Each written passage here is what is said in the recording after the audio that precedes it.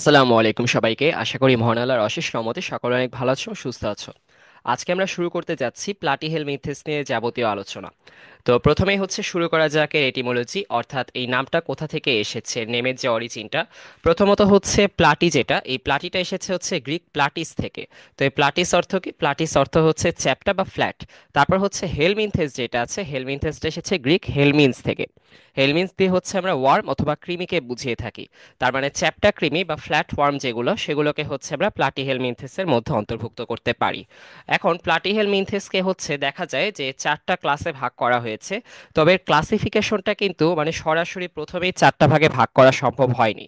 এটা অনেক লম্বা একটা প্রসেসের মধ্য দিয়ে এসেছে, তো আমরা একদম সিরিয়ালি হচ্ছে শুরু করছি। প্রথমত হচ্ছে লিনিয়াস, দেখা গিয়েছে যে ওনার যে সিস্টেমা ন্যাচারা বইটা আছে, ওই সিস্টেমা ন্যাচারায় বইয়ের মধ্যে হচ্ছে উনি যত ইনভার্টিব্রেট আছে, পোকামাকড় অর্থাৎ ইনসেক্ট বাদ দিয়ে যে সমস্ত ইনভার্টিব্রেট আছে, তাদেরকে উনি ওনার নামকরণ করা একটা ফাইলামের মধ্যে রেখেছেন, যেটা হচ্ছে ভার্মিস। তো এটা অনেক আগের ছিল, পরবর্তীতে ফাইলামগুলো চেঞ্জ হয়েছে এবং অনেক পরে হচ্ছে আমরা প্লাটিহেলমিনথেস ফাইলামটা পেয়েছি। বাট একদম প্রথমে লিনিয়াস কি করেছিলেন? লিনিয়াস হচ্ছে যতগুলো ইনভার্টিব্রেট ছিল ইনসেক্ট বাদ দিয়ে সবগুলোকে ভার্মিসের আন্ডারে হচ্ছে অন্তর্ভুক্ত করেছিলেন।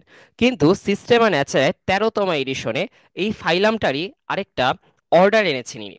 মানে ফাইলামের আন্ডারে তো ক্লাস, তারপর ক্লাসের পরে হচ্ছে অর্ডার। তো এই অর্ডারটাকে হচ্ছে এনেছেন, যে এই অর্ডারের মধ্যে হচ্ছে প্ল্যাটফর্মকে রেখেছেন কোন অর্ডারের মধ্যে? ইন্টেস্টাইনা অর্ডারের মধ্যে। তাইলে ফাইলাম ছিল হচ্ছে ভার্মিস, ওই ফাইলামটাকে আরেকটু বিশেষায়িত করে আমরা অর্ডার পর্যন্ত যদি নিয়ে যাই, অর্ডার পর্যন্ত নেওয়ার পরে একটা অর্ডার পাওয়া যায় যেগুলোর মধ্যে যতগুলো চ্যাপ্টা কৃমি বা ফ্ল্যাট ওয়ার্মগুলো আছে, সব ফ্ল্যাট ওয়ার্মগুলো বা হচ্ছে প্লাটিহেলমিনথেসগুলো হচ্ছে থাকবে। তো প্লাটিহেলমিনথেসগুলোকে সিস্টেমা ন্যাচারে 13তম এডিশনে উনি ফ্ল্যাট ওয়ার্মগুলো যেগুলো আছে সেগুলোকে ইন্টেস্টাইনা অর্ডারের আন্ডারে ফেলেছিলেন। আর এই ইন্টেস্টাইনা অর্ডার বলার কারণ হচ্ছে এরা হচ্ছে আমাদের ইন্টেস্টাইন অর্থাৎ অন্ত্র যে আছে, সাধারণত ক্ষুদ্রান্তের মধ্যে হচ্ছে দেখা যায় যে এদেরকে পাওয়া যায়। এই চ্যাপ্টা কৃমিগুলো হচ্ছে যখন মানুষের মধ্যে হলো সংক্রমিত করে বা মানুষের মধ্যে হচ্ছে এরা বাসা বাঁধে, এরা তো আসলে এন্ডো প্যারাসাইটিক। তার মানে এরা হচ্ছে প্যারাসাইট বা পরজীবী। এরা হচ্ছে আমাদের যে পুষ্টিগুলো আছে, আমাদের দেহের মধ্যে দিয়ে বা আমাদের অন্ত্রের মধ্যে দিয়ে বা অন্ননালীর মধ্যে দিয়ে যখন খাবারটা যায়, তখন ওই খাবার থেকে হচ্ছে পুষ্টিটা নিয়ে নেয় কে? ওই পুষ্টিটাই হচ্ছে দেখা যায় এই প্যারাসাইটিক ওয়ার্মগুলো নিয়ে নেয়। তো এখন এই যে এইগুলা প্যারাসাইট, যে এদেরকে প্যারাসাইটিক ওয়ার্ম হিসেবে প্রথম লিস্ট করেছে কে? প্রথম এদেরকে প্যারাসাইটিক ওয়ার্ম হিসেবে এনলিস্টেড করেছে জেডের। তো এই জেডের হচ্ছে এদেরকে প্যারাসাইটিক ওয়ার্ম হিসেবে লিস্টেড করার পরে এরা কিন্তু আসলে প্লাটিহেলমিনথেসের পরের যে ফাইলামটা আছে সেটাই হচ্ছে নেমাটোডা। তো এখন নেমাটোডা হচ্ছে আমরা জানি গোল কৃমি, রাউন্ড ওয়ার্ম, আর প্লাটিহেলমিনথেস হচ্ছে চ্যাপ্টা কৃমি বা ফ্ল্যাট ওয়ার্ম। তো এই ফ্ল্যাট ওয়ার্ম আর রাউন্ড ওয়ার্মের মধ্যে যে পার্থক্য করেছে বা এদেরকে ডিস্টিংগুইশড করেছে, কে করেছে এই কাজটা? ল্যামার্ক করেছে। তাইলে কে ফ্ল্যাট ওয়ার্ম আর রাউন্ড ওয়ার্মকে ডিস্টিংগুইশড করেছে? ল্যামার্ক। তারপর হচ্ছে এই প্ল্যাটফর্মগুলোকে জুওফাইটা বা রেডিয়াটার মধ্যে অন্তর্ভুক্ত করেছে কুভিয়ের। তো এত কিছু কিন্তু আমাদের অ্যাকচুয়ালি জানা লাগবে না, আমরা জাস্ট সিকোয়েন্সটা ধরার জন্য, মানে কত লম্বা একটা প্রসেসের মাধ্যমে প্লাটিহেলমিনথেস এসেছে এটা দেখার জন্য শুধু জানছি। আচ্ছা, তো এরপর প্লাটিহেলমিনথেসের আগে হচ্ছে নামটা ছিল প্লাটিহেল মিয়া। আর প্লাটিহেল মিয়া নামকরণ করেছে কে? ভক্ট। তাইলে প্লাটিহেল মিয়া নামকরণটা করেছে ভক্ট, এবং ভক্টের পরে এসেছে গেগেন বাওয়ের। তো গেগেন বাওয়ের হচ্ছে প্লাটিহেলমিনথেস টার্মটা প্রথম ইউজ করেছে। তার মানে who coined the term platyhelminthes first? Gegenbaur. তো গেগেন বাওয়ের হচ্ছে প্রথম প্লাটিহেলমিনথেস টার্মটার সাথে আমাদেরকে পরিচিত করেছেন।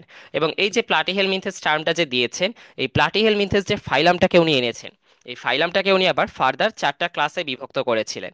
একটা হচ্ছে টুরবেলারিয়া। টুরবেলারিয়া শব্দটা এসেছে হচ্ছে টার্বুলেন্ট থেকে। এই যে টার্বুলেন্ট, তো টার্বুলেন্ট দিয়ে হচ্ছে বোঝাচ্ছে এটা অ্যাকচুয়ালি সচল আছে, কিন্তু এরা সচল থাকার পরেও এদের যে গতিশীলতা, ওই গতিশীলতাটা ধারাবাহিক না। তার মানে হচ্ছে, দেখো যে পানির মধ্যে যখন কোনো পোকা যায়, পোকাটা দেখবা যে পানির স্রোতের সাথে হচ্ছে এঁকে বেঁকে যাচ্ছে। তার মানে এরা কিন্তু একদম সোজাসুজি যাচ্ছে না, এঁকে বেঁকে যায়। তো এই যে এঁকে বেঁকে যাওয়াটার উপর ডিপেন্ড করেই হচ্ছে এই টার্বুলেন্ট কথাটা হলো বলা হয়েছে। তাহলে টুরবেলারিয়া হচ্ছে আমরা বুঝতেই পারতেছি যে এটা কোত্থেকে এসেছে, টার্বুলেন্ট থেকে এসেছে। আর এদের টার্বুলেন্স আছে মানে এরা পানির মধ্যে চলাচল করতে পারে। পানিতে চলাচল করতে কি লাগে পোকাদের বা কৃমিদের? এদের হচ্ছে সিলিয়া লাগে। তার মানে এদের বডির মধ্যে হচ্ছে সিলিয়া থাকবে, ওই সিলিয়া দিয়ে হচ্ছে এরা পানিতে স্রোত তৈরি করে চলাচল করতে পারে। তো এরপর হচ্ছে গেগেনবয়ের আরেকটা ক্লাস দিয়েছিলেন ট্রেমাটোডা। এই ট্রেমাটোডা এসেছে হচ্ছে ট্রেমা থেকে। এই ট্রেমা অর্থ হচ্ছে ছিদ্র বা হচ্ছে গহ্বর। তো এই ছিদ্র বা ওপেনিং মানে হোল, যেটা এই হোল বা ওপেনিং দিয়ে হচ্ছে মুখের কাছে যে সাকারটা আছে, ওই সাকারের সাথে মুখের যে ছিদ্রটা, ওই ওপেনিংটার কথা হচ্ছে বলা হয়েছে। এই সাকারগুলোর জন্যই এদের নাম হচ্ছে ট্রেমাটোডা, যেটা আমরা পরবর্তীতে একটা স্পিসিস পড়বো ফ্যাসিওলা হ্যাপাটিকা, ওটার মধ্যে হচ্ছে ফার্দার আরো স্টাডি করব। আর এরপর হচ্ছে আমরা সেই সেস্টোডা। তো এখন এই যে সেস্টোডা যেটা, এটা এসেছে গ্রিক কেস্টোস থেকে। কেস্টোস দিয়ে হচ্ছে বেল্ট অথবা গার্ডেল বলে। এটা শেপটা অনেকটা বেল্টের মতো বা রিবনের মতো দেখতে। এই রিবনের মতো শেপ, এবং হচ্ছে বেল্টের মধ্যে দেখবা যে বিভিন্ন সেগমেন্ট থাকে বা বিভিন্ন খাঁজ খাঁজ থাকে। তো এই যে এরকম এই খাঁজ খাঁজগুলো হচ্ছে দেখা যায় এর মধ্যে সেগমেন্ট আছে। যেমন হচ্ছে টিনিয়া সোলিয়াম, যেটা আমরা পড়বো ফার্দার স্টাডি করার সময়। ওই টিনিয়া সোলিয়ামের মধ্যে হচ্ছে দেখবা যে অনেকগুলো সেগমেন্ট থাকে। তো এই রিবনের মতো যে বডি শেপ, এটার জন্য এদের নাম হচ্ছে সেস্টোডা। আর উনি হচ্ছে আরেকটাকে হলো এখানে এনেছিলেন গেগেনবাউয়ের। এই টুরবেলারিয়া, ট্রেমাটোডা, সেস্টোডার পরে হচ্ছে উনি নেমারশিয়াকেও হচ্ছে অন্তর্ভুক্ত করেছেন। কিন্তু এখন আমরা জানি যে নেমারশিয়া নিজেই আলাদা একটা ফাইলাম, তাই এটাকে আমরা আলাদা ফাইলাম হিসেবে স্টাডি করি। তো নেমারশিয়াটাকে এখান থেকে বাদ দিয়েছিল কে? মিনট। মিনট হচ্ছে পরবর্তীতে এই যে এই চারটা ক্লাস যে আছে, এটা থেকে নেমারশিয়াকে বাদ দিয়ে দিয়েছিলেন। তো তাহলে অনেকেরই মনে হতে পারে ক্লাস তো তাহলে মনে হয় তিনটা থাকবে। কিন্তু না, আসলে আরেকটা ক্লাস হচ্ছে ইনক্লুড করা হয়েছে, যেটা হচ্ছে মোনোজেনিয়া। তো এই মোনোজেনিয়া যে এই ক্লাসটা হচ্ছে এসেছে গ্রিক মোনোস থেকে এবং হচ্ছে জেনোস থেকে। তো মোনোস মানে হচ্ছে সিঙ্গেল অথবা এক, আর জেনোস মানে হচ্ছে কাইন্ড মানে প্রজাতি। তো এখন একটা প্রজাতির মধ্যেই হচ্ছে দেখা যায় যে এদের লাইফ সাইকেলটা থাকে। বুঝতে পারছো? তো এদের লাইফ সাইকেল যেটা, বা এদের যে মানে জীবনের যে পর্যায়টা, এটার মধ্যে দেখা যায় যে হোস্ট একটাই থাকে, এবং সেটা হচ্ছে ওই এটা হলো একটোপ্যারাসাইট। এটা হচ্ছে বিভিন্ন ধরনের জলজ মাছ যেগুলো আছে, সামুদ্রিক মাছ, জলজ মাছ, বা হচ্ছে আমরা বলতে পারি যে অ্যাকোয়াটিক ভার্টিব্রেট যেগুলো আছে, সেগুলোর বাইরে ওই ত্বকের মধ্যে হচ্ছে লেগে লেগে থাকে। ওই ত্বক থেকে দেখা যায় যে এরা পুষ্টি নিতে পারে। তাহলে এরা হচ্ছে বাইরের পরজীবী, বাইরে লেগে থাকে, গায়ের সাথে লেগে থাকে। তার মানে এরা হচ্ছে একটোপ্যারাসাইট, যেটা হচ্ছে মোনোজিনিয়া। আর শুধুমাত্র কাদের গায়ে দেখা যায়? এই সামুদ্রিক মাছ বা জলজ মাছ যেগুলো আছে বা অ্যাকোয়াটিক ভার্টিব্রেট, তাদের ওখানেই দেখা যায়। জাস্ট একটা গায়ে দেখা যায় দেখে হলো এদেরকে আমরা কি বলি? এদেরকে আমরা হচ্ছে মোনোজিনিয়া বলি। তো মোনোজিনিয়া বলার আরেকটা কারণ আছে, সেটা হচ্ছে এদের অ্যাটাচমেন্ট অর্গান জাস্ট একটা টাইপেরই আছে। বুঝতে পারছো? তো সাকার শুধুমাত্র এক ধরনেরই আছে। আমরা যখন ট্রেমাটোডা দেখব, তখন দেখব যে এদের দুই ধরনের সাকার আছে। একটা হচ্ছে বুকের কাছে, যেটাকে আমরা হচ্ছে বলি ওই ভেন্ট্রাল সাকার বা হচ্ছে অ্যাসিটাবুলাম, আর একটা মুখের কাছে, যেটাকে আমরা ওরাল সাকার বলি। তো এগুলো সবকিছুতে আমরা ধীরে ধীরে আসবো। প্রথমে হচ্ছে এদের ডেফিনিশনটা দেখে নেই, এই প্লাটিহেলমিনথেসের ডেফিনিশনটা কেমন হবে। প্লাটিহেলমিনথেস হচ্ছে ট্রিপ্লোব্লাস্টিক হবে, অর্থাৎ এদের যে ভ্রূণীয় স্তর, এটা হচ্ছে ত্রিস্তরী হবে। অর্থাৎ জার্ম লেয়ার যেগুলো আছে, তিনটা জার্ম লেয়ার দেখা যাবে, একটোডার্ম, এন্ডোডার্ম আর হচ্ছে মেসোডার্ম। তো এরপর হচ্ছে এদের সিলোম থাকবে না, এরা হবে অ্যাসিলোমেট। এবং সিলোম যে থাকবে না, সিলোম না থাকার অর্থ কি? সিলোম না থাকার অর্থ হচ্ছে এদের যে দেহ প্রাচীর বা বডি ওয়াল আছে, এবং এদের যে অন্ননালী অর্থাৎ গাট আছে, এই অন্ননালী থেকে দেহ প্রাচীরের মধ্যবর্তী যে স্থানটা ফাঁকা থাকার কথা ছিল, যে জায়গাটা, ওই জায়গাটা হচ্ছে প্যারেনকাইমা টিস্যু দিয়ে ফিল্ড আপ থাকবে। তাইলে প্যারেনকাইমা টিস্যু দিয়ে হচ্ছে ওই স্পেসটা হলো ফিল্ড আপ হয়ে যাবে। কোন প্লেসটা? ওই বডি ওয়াল এবং হচ্ছে গাটের মধ্যবর্তী যে space, the space between the body wall and the গাট।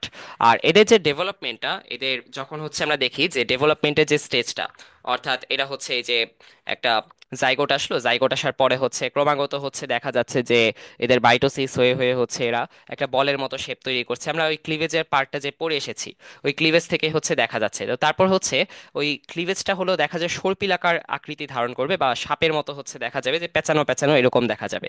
তো এরকম স্ট্রাকচার দেখার কারণে ওটাকে আমরা স্পাইরাল ক্লিভেজ বলি। তাইলে এদের মধ্যে যে ক্লিভেজটা দেখা যাবে, ক্লিভেজটা কোনটা? স্পাইরাল ক্লিভেজ বা সর্পিল ক্লিভেজ। আর এদের কোনো সেগমেন্ট থাকবে না, অর্থাৎ এরা কিরকম হবে? আনসেগমেন্টেড হবে। বাট আমরা একটা ব্যতিক্রম দেখি, সেটা হচ্ছে টিনিয়া সোলিয়ামে। টিনিয়া সোলিয়াম বা সেস্টোডার মধ্যে, সেস্টোডার আবার হচ্ছে দুটো দেখা যায়, দুটো সাবক্লাস দেখা যায়। এই সাবক্লাসটা হচ্ছে একটা ইউসেস্টোডা, আর একটা হচ্ছে সেস্টোডারিয়া। তো এখন এই সেস্টোডারিয়ার মধ্যে হচ্ছে আমরা সেগমেন্টটা তেমন দেখতে পারি না, বাট ইউসেস্টোডার মধ্যে সেগমেন্টটা দেখা যায়। তো আমরা ক্লাসিফিকেশন একটু পরে আসতেছি, তখন আমরা ভালো মতো কথাগুলো বলবো। আর তুমি যখন একটা চ্যাপ্টা কৃমিকে নিয়ে ওটার মাঝ বরাবর কোপ দিবা, বা এদের যে লঙ্গিচুডিনাল অ্যাক্সিস আছে, এই লঙ্গিচুডিনাল অ্যাক্সিস বরাবর যখন হচ্ছে আমরা এদেরকে কাট করব, এই কাট করার পরে বা ডিভাইড করার পরে হচ্ছে আমরা দেখব যে এদের মিরর বা আইডেন্টিক্যাল মিরর ইমেজগুলো দেখা যায়। এরা হচ্ছে হাফ হবে, যে both halves are identical to each other. That's why আমরা এদেরকে কি বলবো? বাইল্যাটারাল সিমেট্রি, বা হচ্ছে দ্বিপার্শ্বীয় প্রতিসম বলবো। আর তাইলে এরা হচ্ছে বাইল্যাটারালি সিমেট্রিক্যাল মেটাজোন হলো, এটা আমরা লিখতে পারবো। তারপর হচ্ছে এদের কিন্তু ডাইজেস্টিভ সিস্টেমটা incomplete. Usually the digestive system is incomplete, এবং ইনকমপ্লিট বলার কারণ হচ্ছে এদের শুধুমাত্র মাউথ থাকে, অ্যানাস থাকে না। বুঝতে পারছো? তার মানে বর্জ্য টর্জ্য যা আছে সব আবার মুখ দিয়ে বের করে দিবে। তো আর এদের কোনো সার্কুলেটরি প্রসেসও আমরা দেখতে পারি না, অর্থাৎ এদের রক্ত সংবহনের কিন্তু কোনো সিস্টেম নেই। তার মানে দে ল্যাক সার্কুলেটরি সিস্টেম। তারপর হচ্ছে এদের রেসপিরেশনের কোনো হচ্ছে উপায় নেই, মানে উপায় আছে বাট রেসপিরেটরি সিস্টেম নেই। উপায়টা কি? উপায়টা হচ্ছে ডিফিউশনের মাধ্যমে বা হচ্ছে ব্যাপনের মাধ্যমে। এদের যে ত্বক বা স্কিন, এই স্কিন দিয়েই হচ্ছে দেখা যায় যে এদের রেসপিরেশনটা হয়। ঠিক আছে? তো এদের যে আউটার লেয়ার বা হচ্ছে একটোডার্ম, এই একটোডার্মের মাধ্যমেই হচ্ছে এরা কি করে, ওই বাইরের যে লেয়ারটা আছে, বাইরের লেয়ারটার মাধ্যমেই হচ্ছে দেখা যায় যে রেসপিরেশন হয়।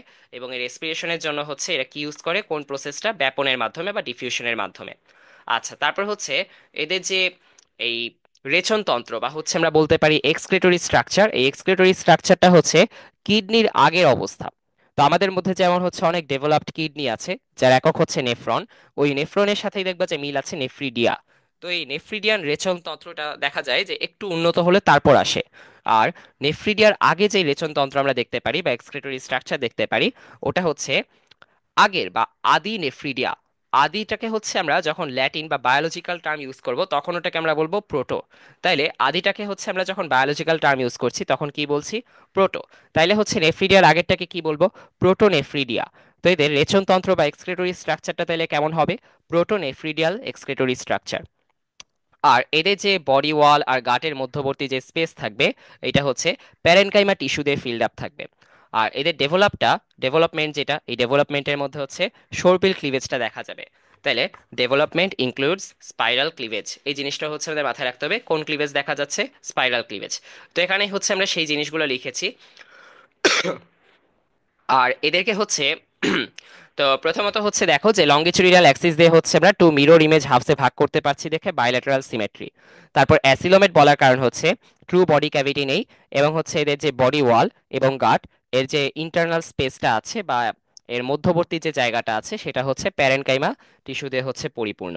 তারপর ট্রিপ্লোব্লাস্টিক বলার কারণ হচ্ছে এদের তিনটা জার্ম লেয়ার দেখা যায়, একটোডার্ম, মেসোডার্ম, এন্ডোডার্ম। তারপর ডর্সোভেন্ট্রালি ফ্ল্যাটেন্ড বলার কারণ হচ্ছে এরা উপর থেকে নিচ পর্যন্ত চ্যাপ্টা। তো উপরের পাশ যেটা অর্থাৎ পিঠ যেটা, ওটাকে আমরা বলি হচ্ছে ডর্সাল সারফেস। আর তারপর নিচে যেটা অর্থাৎ বুকের দিকে যেটা, ওটা হচ্ছে অক্ষীয় বা হচ্ছে ভেন্ট্রাল সারফেস। তো এখন এই যে উপর থেকে নিচ পর্যন্ত চ্যাপ্টা যখন, তখন ডর্সাল আর ভেন্ট্রাল অ্যাক্সিস বরাবর হচ্ছে চ্যাপ্টা। তো এই ডর্সো ভেন্ট্রাল অ্যাক্সিস বরাবর যেহেতু চ্যাপ্টা বা ফ্ল্যাটেন্ড, এই জন্য এটাকে আমরা কি বলি? ডর্সো ভেন্ট্রালি ফ্ল্যাটেন্ড। এবং এদের বডির মধ্যে ইউজুয়ালি কোনো সেগমেন্টেশন দেখা যায় না, no distinct body segments usually. Just একটাই ব্যতিক্রম, টিনিয়া সোলিয়াম। তারপর সেফালাইজেশনটা এসেছে হচ্ছে গ্রিক কেফালা থেকে। এই কেফালা দিয়ে হচ্ছে আমরা বুঝাই যে একটা দেহের মধ্যে এমন একটা পার্ট যে জায়গায় হচ্ছে মুখে যে উপাঙ্গগুলো আছে, যেমন তেলাপোকার ক্ষেত্রে আমরা যেমন দেখি যে বিভিন্ন মুখোপাঙ্গ দেখা যায়, মানুষের ক্ষেত্রে ঠোঁট। তো এরকম মুখের যে অঙ্গগুলো আছে, এই অঙ্গ, তারপর মুখের ছিদ্র, এগুলো হচ্ছে দেখা যায় যে মাথা অর্থাৎ আমাদের শরীরের একটা অংশে এসে হলো এইগুলা দেখা যায়। তারপর হচ্ছে আমাদের যে স্নায়ুতন্ত্র, তারপর হচ্ছে আমাদের স্নায়ুরজ্জু, যেগুলো সবকিছু মিলে দেখা যায় যে এই মস্তিষ্কের কাছে এসে হচ্ছে শেষ হয় বা মস্তিষ্কের কাছে এসে হচ্ছে যুক্ত হয়। তো এই যে মস্তিষ্কটা যেখানে ধারণ করে, যে জায়গায় মস্তিষ্ক থাকে, মুখোপাঙ্গগুলো থাকে, ওই সবগুলো মিলে হচ্ছে দেখা যায় যে কেফালা বা এই প্রবর্ধিত একটু বড় একটা অংশ তৈরি হয়, আলাদা একটা রিজিয়ন তৈরি হয় যেটা হচ্ছে হেড রিজিয়ন।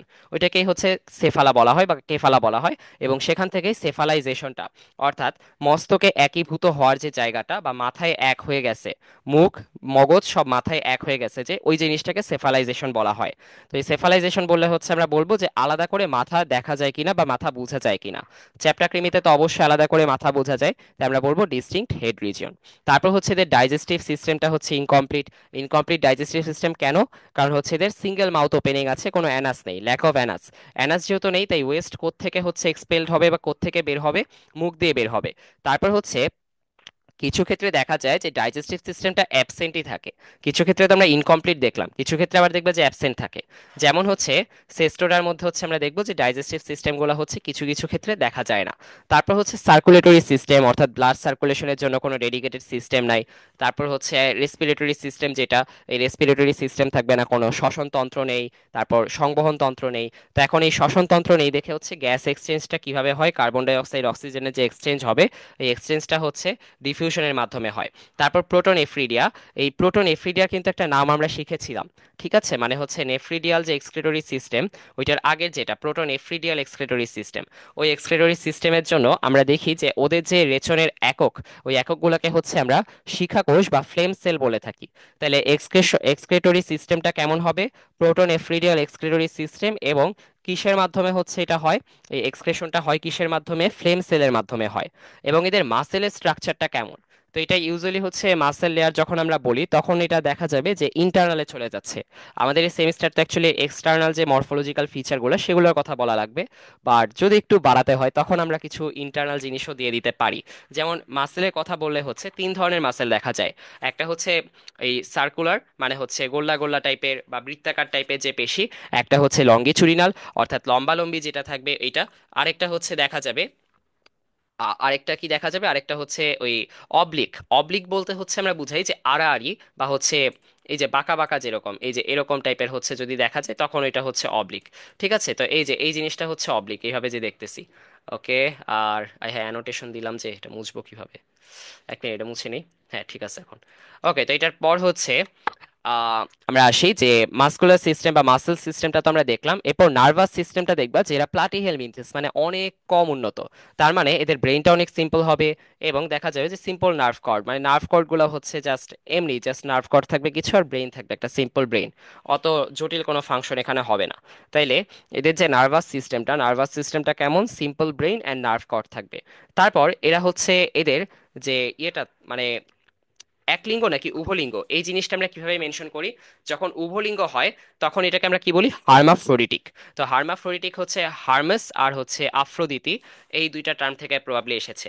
তো হার্মেন বা হার্মেস এরকম টাইপের একটা নাম ছিল, যেটা হচ্ছে একটা গ্রিক দেবতা, মানে গ্রিক পুরাণের এক দেবতার কথা মেনশন করা হয় যেখানে। আরেকটা হচ্ছে আফ্রোদিতি, এটা হচ্ছে গ্রিক দেবী। তো দেবতা দিয়ে বুঝতেই পারতেছো যে এটা হচ্ছে ওই পুরুষ যেগুলো আছে সেগুলো জননের বা প্রজনন অঙ্গের কথা হচ্ছে ইঙ্গিত করছে। আর আফ্রোদিতির পার্টটা হচ্ছে বলে ওই ফিমেলের যেটা, ওই ফিমেলের রিপ্রোডাক্টিভ অর্গানের কথা হচ্ছে উল্লেখ করছে। তো হার্মাফ্রোডিক যখন বলা হয়, হার্মাফ্রোডিটিক, তখন হচ্ছে বোথ মানে মেল ফিমেল দুটোর কথাই হচ্ছে মেনশন করা হয়। তার মানে হার্মাফ্রোডিটিক বললে হচ্ছে আমরা বুঝাই যে টিপিক্যালি এদের মধ্যে বোথ মেলও থাকবে, আবার হচ্ছে ফিমেলও থাকবে রিপ্রোডাক্টিভ অর্গান। তো এখন হচ্ছে আমরা ক্লাসিফিকেশনে চলে এসেছি। ক্লাসিফিকেশনের মধ্যে প্রথমে আমরা দেখব হচ্ছে টুরবেলারিয়া। তো টুরবেলারিয়ার মধ্যে কোনো সাবক্লাস নেই, সাবক্লাস জাস্ট দুটার মধ্যে আছে, একটা হচ্ছে ট্রেমাটোডা আর একটা হচ্ছে সেস্টোডা। তো সেস্টো ইডিয়াও লিখতে পারো তুমি, আবার সেস্টোডাও লিখতে পারো, সমস্যা নেই, দুটোই চলে। তো এখন ফার্স্ট অফ অল হচ্ছে আমরা যে জিনিসটা দেখবো টুরবেলারিয়া, এটা কিভাবে মনে রাখবো? তো দেখো তো ট্যুরের মধ্যে হচ্ছে ট্যুর রয়ে গেছে না? ট্যুর। আর এই যে ট্যুর মানে এটা কি? ট্যুর দিচ্ছে। তো ট্যুর দিতেছে তার মানে হচ্ছে ট্যুর দিতে তো তোমার অবশ্যই ফ্রি হতে হবে, তুমি তো কোথাও ভিতরে বসে থাকতে পারবে না ট্যুর দেওয়ার জন্য। তার মানে আমরা ইউজুয়ালি চ্যাপ্টা কৃমি বা হচ্ছে এই যে প্লাটিহেলমিনথেসের কথা যে বলছি, এগুলোকে আমরা ইউজুয়ালি কেমন জানি? প্যারাসাইটিক হিসেবে, যেমন ফ্যাসিওলা হ্যাপাটিকা, টিনিয়া সোলিয়াম, সব তো এই যে অন্ত্রের মধ্যে, মানে লিটারেলি শরীরের ভিতরে অন্ননালীর ভিতরে গিয়ে হচ্ছে বাস করতেছে। বা টুরবেলারিয়া এরকম না। টুরবেলারিয়াটা কেমন? টুরবেলারিয়া এসেছে হচ্ছে টার্বুলেন্ট থেকে। এই যে টার্বুলেন্ট থেকে হচ্ছে এসেছে, যেটার অর্থ হচ্ছে সচল বাট অনিয়মিতভাবে সচল। পানির মধ্যে এরা সিলিয়া দিয়ে হচ্ছে চলাচল করে। ঠিক আছে, তো পানিতে চলাচল করে তার মানে বেশিরভাগই কিরকম হবে? জলজ হবে, অ্যাকোয়াটিক হবে। এবং এরা কিরকম হবে? ট্যুর দিতে পারছে মানে হচ্ছে ফ্রি লিভিং। বাকি একটাও কিন্তু ফ্রি লিভিং না, খালি টুরবেলারিয়াটা ফ্রি লিভিং হবে। এবং প্রত্যেকটার মধ্যেই তুমি মেনশন করে দিতে পারবা যে এদের হচ্ছে বডিটা কিরকম, বডিটা চ্যাপ্টা, ফ্ল্যাটেন্ড। আর তুমি হচ্ছে বেশিরভাগের ক্ষেত্রে আনসেগমেন্টেড বডি বলতে পারবা, যা সেস্টোটা বাদ দিয়ে। এদের মধ্যে হচ্ছে সেগমেন্টেড বডি দেখা যায়, যেটা টিনিয়া সোলিয়ামে আমরা দেখবো। আর ওই প্রত্যেকটা সেগমেন্টকে হচ্ছে আমরা কি বলি? স্ট্রবিলা বলে থাকি। আচ্ছা, আর হচ্ছে টুরবেলারিয়ার মধ্যে দেখবা যে সাকারও থাকে না। কারণ সাকারটা তোমার কখন দরকার হয়? যখন তুমি অন্য কারো শরীর থেকে হচ্ছে পুষ্টিটা চুষে চুষে খাও, বুঝতে পারছো, তখন হচ্ছে সাকারটা লাগবে, মানে তুমি একটা প্লাটিহেলমিনথেস। তো এখন তোমার সাকার কখন লাগবে? সাকার তখনই লাগবে যখন তুমি অন্য কারো কাছ থেকে পুষ্টিটা চুষে নিবা বা কেড়ে নিবা, তার কাছ থেকে শোষণ করে নিবা। আর প্রত্যেকেই হার্মাফ্রোডিটিক, এই কথাটা আলাদা করে মেনশন না করলেও হয়, জাস্ট চারটা চারটা করে পয়েন্ট বাড়ানোর জন্য আমরা মেনশন করে দিয়েছি হার্মাফ্রোডিটিক। তারপর ট্রেমাটোডার মধ্যে হচ্ছে এটার মধ্যে দুটো অর্ডার দেখবা। ঠিক আছে, এটা সাব ক্লাসের মধ্যে আমরা ফেলে দিছি, বাট এটা অ্যাকচুয়ালি অর্ডার, ডাইজেনিয়া আর অ্যাপিডোবদ্রিয়া। তাইলে এই দুইটা কি? এই দুইটা হচ্ছে অর্ডার। তো ট্রেমাটোডার তাইলে অর্ডার কয়টা? ট্রেমাটোডার অর্ডার হচ্ছে দুইটা, একটা হচ্ছে ডাইজেনিয়া আর একটা হচ্ছে অ্যাসপিডোবথ্রিয়া। তো এই নামটা হচ্ছে একটু মনে রাখা হইলো ঝামেলা, ঠিক আছে, অ্যাজ পি ডো বথরিয়া। তো এখন হচ্ছে এই যে বোথরিয়া, তাইলে হইলো এই দেখো এখানেও রিয়া আছে এখানেও রিয়া আছে, এভাবে মাথায় রাখতে পারো। আর হচ্ছে অ্যাজ পাই ডু বোথ, তাইলে হচ্ছে অ্যাজ পাই ডু বোথ, এর মাথায় রাখবা। তারপর হচ্ছে লাস্টে একটা রিয়া আছে, তাহলে অ্যাসপিডোবথ্রিয়া। আর আমাদের ডাইজিনিয়াটা জানা লাগবে, কারণ ডাইজিনিয়ার আন্ডারে হচ্ছে একটা স্পিসিস আছে ফ্যাসিওলা হ্যাপাটিকা, যেটা নিয়ে আমরা ফার্দার স্টাডি করব। আর এই ট্রেমাটোডাগুলো হচ্ছে সব দেখবা যে এন্ডোপ্যারাসাইটিক, অর্থাৎ অন্ত্রের মধ্যে বা আমাদের ভিতরে হচ্ছে বসবাস করে। আর এদের ক্ষেত্রে হচ্ছে দুই ধরনের হোস্ট লাগে। তো আমরা ফ্যাসিওলা হ্যাপাটিকার ক্ষেত্রে এটা দেখব যে ওদের প্রাইমারি হোস্ট হচ্ছে এক ধরনের ভেড়া, ঠিক আছে, যে কোনো একটা ভেড়ার মধ্যে হচ্ছে ওরা এই হোস্ট হিসেবে হচ্ছে নিবে প্রাইমারি হোস্ট। আর এই শিপ ছাড়াও হচ্ছে দেখা যায় যে গরু ছাগল ক্যাটেল, তো তারপর হচ্ছে বাফেলো মহিষ টহিষ, মানে যেগুলো হচ্ছে গৃহপালিত পশু টশু আছে, ওদের মধ্যে হচ্ছে এই ফ্যাসিওলা হ্যাপাটিকাটা বেশি দেখা যায়। কিন্তু আরেকটা লাগে এদের, এদের হচ্ছে লার্ভা দশা যেটা আছে, এই ফ্যাসিওলা হ্যাপাটিকার একটা লার্ভা দশা থাকে। ওই লার্ভা দশার সময় হচ্ছে বা লার্ভাল স্টেজের সময় হচ্ছে ওদের আরেকটা হোস্ট লাগে, যেটাকে আমরা সেকেন্ডারি হোস্ট বা ইন্টারমিডিয়েট হোস্ট বলি। তো ফ্যাসিওলা হ্যাপাটিকার ক্ষেত্রে এই ইন্টারমিডিয়েট হোস্টটা হচ্ছে দেখা যায় এক ধরনের মলাস্কা, বা যেটা হচ্ছে আমরা এই শামুকের মতো গ্যাস্ট্রোপোড, যেটা এক ধরনের ফ্রেশ ওয়াটার গ্যাস্ট্রোপোড বা মিঠা পানির মলাস্কা, ঠিক আছে, মিঠা পানির যে গ্যাস্ট্রোপোডা আছে, ওই ফ্রেশ ওয়াটার গ্যাস্ট্রোপোড হচ্ছে তাদের ক্ষেত্রে ওই ইন্টারমিডিয়েট হোস্ট। এটা কাদের ক্ষেত্রে? ফ্যাসিওলা হ্যাপাটিকাটা আগেই বলে দিলাম। তো এটার পরে আমরা আরো হচ্ছে ডিসকাস করব, যখন তখন ধীরে ধীরে কথাগুলো আসবে, তখন আবার আমরা রিপিট করব জিনিসগুলো। আর ট্রেমাটোডা বুঝতেই পারতেছো যে ওরা যেহেতু এন্ডোপ্যারাসাইটিক, অর্থাৎ অন্তঃপরজীবী হিসেবে বাস করে, তার মানে ওদের অবভিয়াসলি হচ্ছে কি লাগবে? সাকার লাগবে। তাইলে ওদের ক্ষেত্রে সাকার প্রেজেন্ট থাকে এদের, এবং এদের সাকার হচ্ছে দুই ধরনের হয়। একটা হচ্ছে দেখা যায় যে মুখের কাছে যেটা ওরাল সাকার, আর একটা হচ্ছে বক্ষীয় পাশে যেটা বা ভেন্ট্রাল সাইডে যেটা, ওইটা হচ্ছে ভেন্ট্রাল সাকার বা হচ্ছে অ্যাসিটাবুলাম। ঠিক আছে, এরপর হচ্ছে মোনোজিনিয়া। তো মোনো মানে হচ্ছে ওয়ান, জিনিয়া মানে হচ্ছে কাইন্ড, তার মানে ওদের এক ধরনেরই লাইফ সাইকেল থাকে, one kind of life cycle. ঠিক আছে, তো ওদের কোনো ইন্টারমিডিয়েট হোস্ট টোস্ট এগুলো থাকবে না।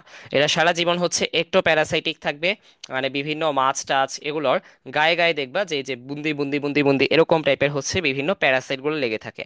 তো এই লেগে থাকা প্যারাসাইটগুলাই হচ্ছে কি এই অ্যাকোয়াটিক ভার্টিব্রেট বা হচ্ছে মাছদের গায়ে দেখবা যে লেগে থাকা যে প্যারাসাইটগুলো আছে, বাইরে দিয়ে লেগে থাকা প্যারাসাইট, ওগুলাই হচ্ছে মোনোজিনিয়া। তো এই মোনোজিনিয়াগুলো এই যে এখানে আমরা দেখলাম।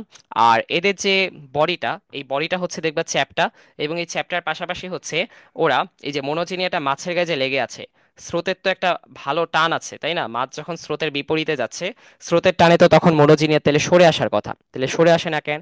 কারণ এটা হচ্ছে অ্যাডহেসিভ হেপ্টর বা প্রেসার দিতে পারে এরকম চোষক দিয়ে হচ্ছে যুক্ত থাকে। তাইলে অ্যাডহেসিভ হেপ্টরটা কি? প্রেসার দিয়ে হচ্ছে ধরে রাখে, ঠিক আছে, প্রেসার দিয়ে হচ্ছে লেগে থাকে, এইটা হচ্ছে অ্যাডহেসিভ হেপ্টর। তো এই হেপ্টর হচ্ছে, এটা তুমি আরেকটা এক্সপেরিমেন্টের মধ্যে দেখেছো হয়তো ছোটবেলায়, সেটা দেখবা যে যখন এক গ্লাস পানি নিচ্ছ তুমি, এক গ্লাস পানির উপরে হচ্ছে একটা কাগজ দিয়ে তুমি ভালো মতো পুশ করে তারপর পানিটাকে উপর করে দিলাম, উপর করে তারপর তোমার হাতটা কাগজের নিচ থেকে সরিয়ে নিলা, দেখবা যে কাগজটা পড়বে না, ওটা কিন্তু লেগে থাকবে। ওই লেগে থাকার কারণটা কি? ওই যে যে প্রেসারটা দিয়ে হচ্ছে, মানে বাতাসের যে চাপটা, ওই বাতাসের চাপটা হচ্ছে ওকে ধরে রাখছে। তো তেমনই এখানে এই অ্যাডহেসিভ হেপ্টো যে চাপটা দেয়, ওই চাপটা দিয়ে হচ্ছে এদেরকে ধরে রাখে। ওকে, আর ওদের লাইফ সাইকেলটা কেমন হয়? সিঙ্গেল হোস্ট লাইফ সাইকেল বললামই আমরা, এই অ্যাকোয়াটিক ভার্টিব্রেটের মধ্যেই থাকে। এরাও হার্মাফ্রোডিটিক হয়। তারপর হচ্ছে আমরা আসি সেস্টোইডিয়ার ক্ষেত্রে। তো সেস্টোইডিয়া বা হচ্ছে সেস্টোডারিয়া, তো এই সেস্টোডার ক্ষেত্রে হচ্ছে, তো এটা সেস্টোইডিয়াও বলতে পারো, আবার হচ্ছে সেস্টোডাও বলতে পারো, সেস্টোডা। তো এই সেস্টোডা যেটা আছে, এই সেস্টোডা ক্লাস হচ্ছে দেখবা যে এরা হচ্ছে ভার্টিব্রেটদের ভিতরে থাকে। যেমন টিনিয়া সোলিয়াম আমরা দেখবো যে ভার্টিব্রেটদের অন্ত্রের মধ্যে বা গাট প্যারাসাইট, এই অন্ত্রের প্যারাসাইট মানে হচ্ছে গাট প্যারাসাইট, ঠিক আছে, অন্ননালীতে থাকে বা অন্ত্রে থাকে। তো ওই অন্ননালীর ভিতর দিয়ে হচ্ছে অন্ত্র পর্যন্ত যাই দেখে হচ্ছে দেখে আমরা কি বলি? গাট প্যারাসাইট বলে থাকি। তো এই গাট প্যারাসাইট যেগুলো আছে, কাদের গাট প্যারাসাইট? ভার্টিব্রেটের, স্পেশালি পিক টাইপের যে শূকরের মতো যে ইয়েগুলো আছে, ওগুলোর মধ্যে হচ্ছে এগুলো বেশি দেখা যায়, এই সেস্টোডার যে ইয়েগুলো আছে, চ্যাপ্টা কৃমিগুলো। তো আর এদের বডির একটা স্পেশাল ফিচার আছে যেটা ইউসেস্টোডার মধ্যে দেখা যায়।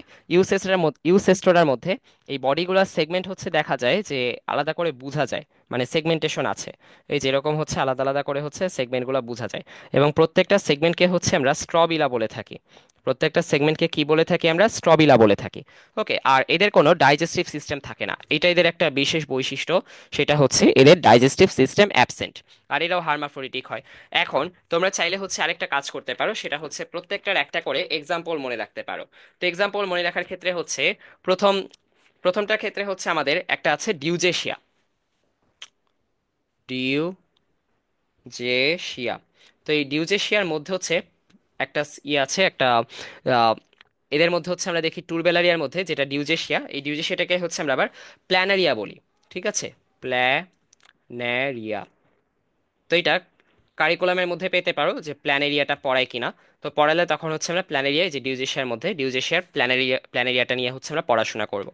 তারপর হচ্ছে এই এইখান থেকে ট্রেমাটোরার মধ্যে আমরা বললাম, এই ডাইজিনিয়ার মধ্যে আমরা একটা পড়বো ফ্যাসিওলা হ্যাপাটিকা। তো জাস্ট জেনাসের নামটা মেনশন করলেই হবে। তুমি যখন এই ক্লাসিফিকেশন পরীক্ষার মধ্যে আসবে, তোমার যখন হচ্ছে বলবে যে একটা করে এক্সাম্পল দাও, ইউজুয়ালি হচ্ছে এক্সাম্পলের কথা মেনশন না করলেও দেওয়াটা ভালো। তখন তুমি ভেবে প্ল্যানেরিয়া দিতে পারো, ফ্যাসিওলা দিতে পারো। তারপর মনোচিনিয়ার মধ্যে হচ্ছে পলিস্টোমা আছে একটা, পলিস্টোমা, পলিস্টোমা, এটার কথা মেনশন করতে পারো। আর সেস্টোরার মধ্যে তো আমরা বললামই টিনিয়া সোলিয়াম। তো এটার মধ্যে হচ্ছে এই যে টিনিয়াটা মেনশন করে দিতে পারো। আর টিনিয়ার বানানটা সাবধানে খেয়াল রেখো, টিনিয়ার বানানটা খেয়াল রাখতে হবে, ঠিক আছে? তাহলে রিউজেশিয়ার মধ্যে আমরা দিলাম প্ল্যানেরিয়া, তারপর ফ্যাসিওলা দিলাম ট্রেমাটোডার মধ্যে, মানে টুরবেলারিয়ার মধ্যে হচ্ছে প্ল্যানেরিয়া, ট্রেমাটোডার মধ্যে ফ্যাসিওলা, মনোজিনিয়ার মধ্যে পলিস্টোমা, সেস্টোডার মধ্যে হচ্ছে টিনিয়া। ওকে, গেল আমাদের। আর এরপর হচ্ছে একটা স্পেশাল বিষয় হচ্ছে সেস্টোডা ইউসেস্টোডার মধ্যে পার্থক্য কি, তারপর ডাইজিনিয়া অ্যাসপিডো বোথ্রিয়ার মধ্যে পার্থক্য কি।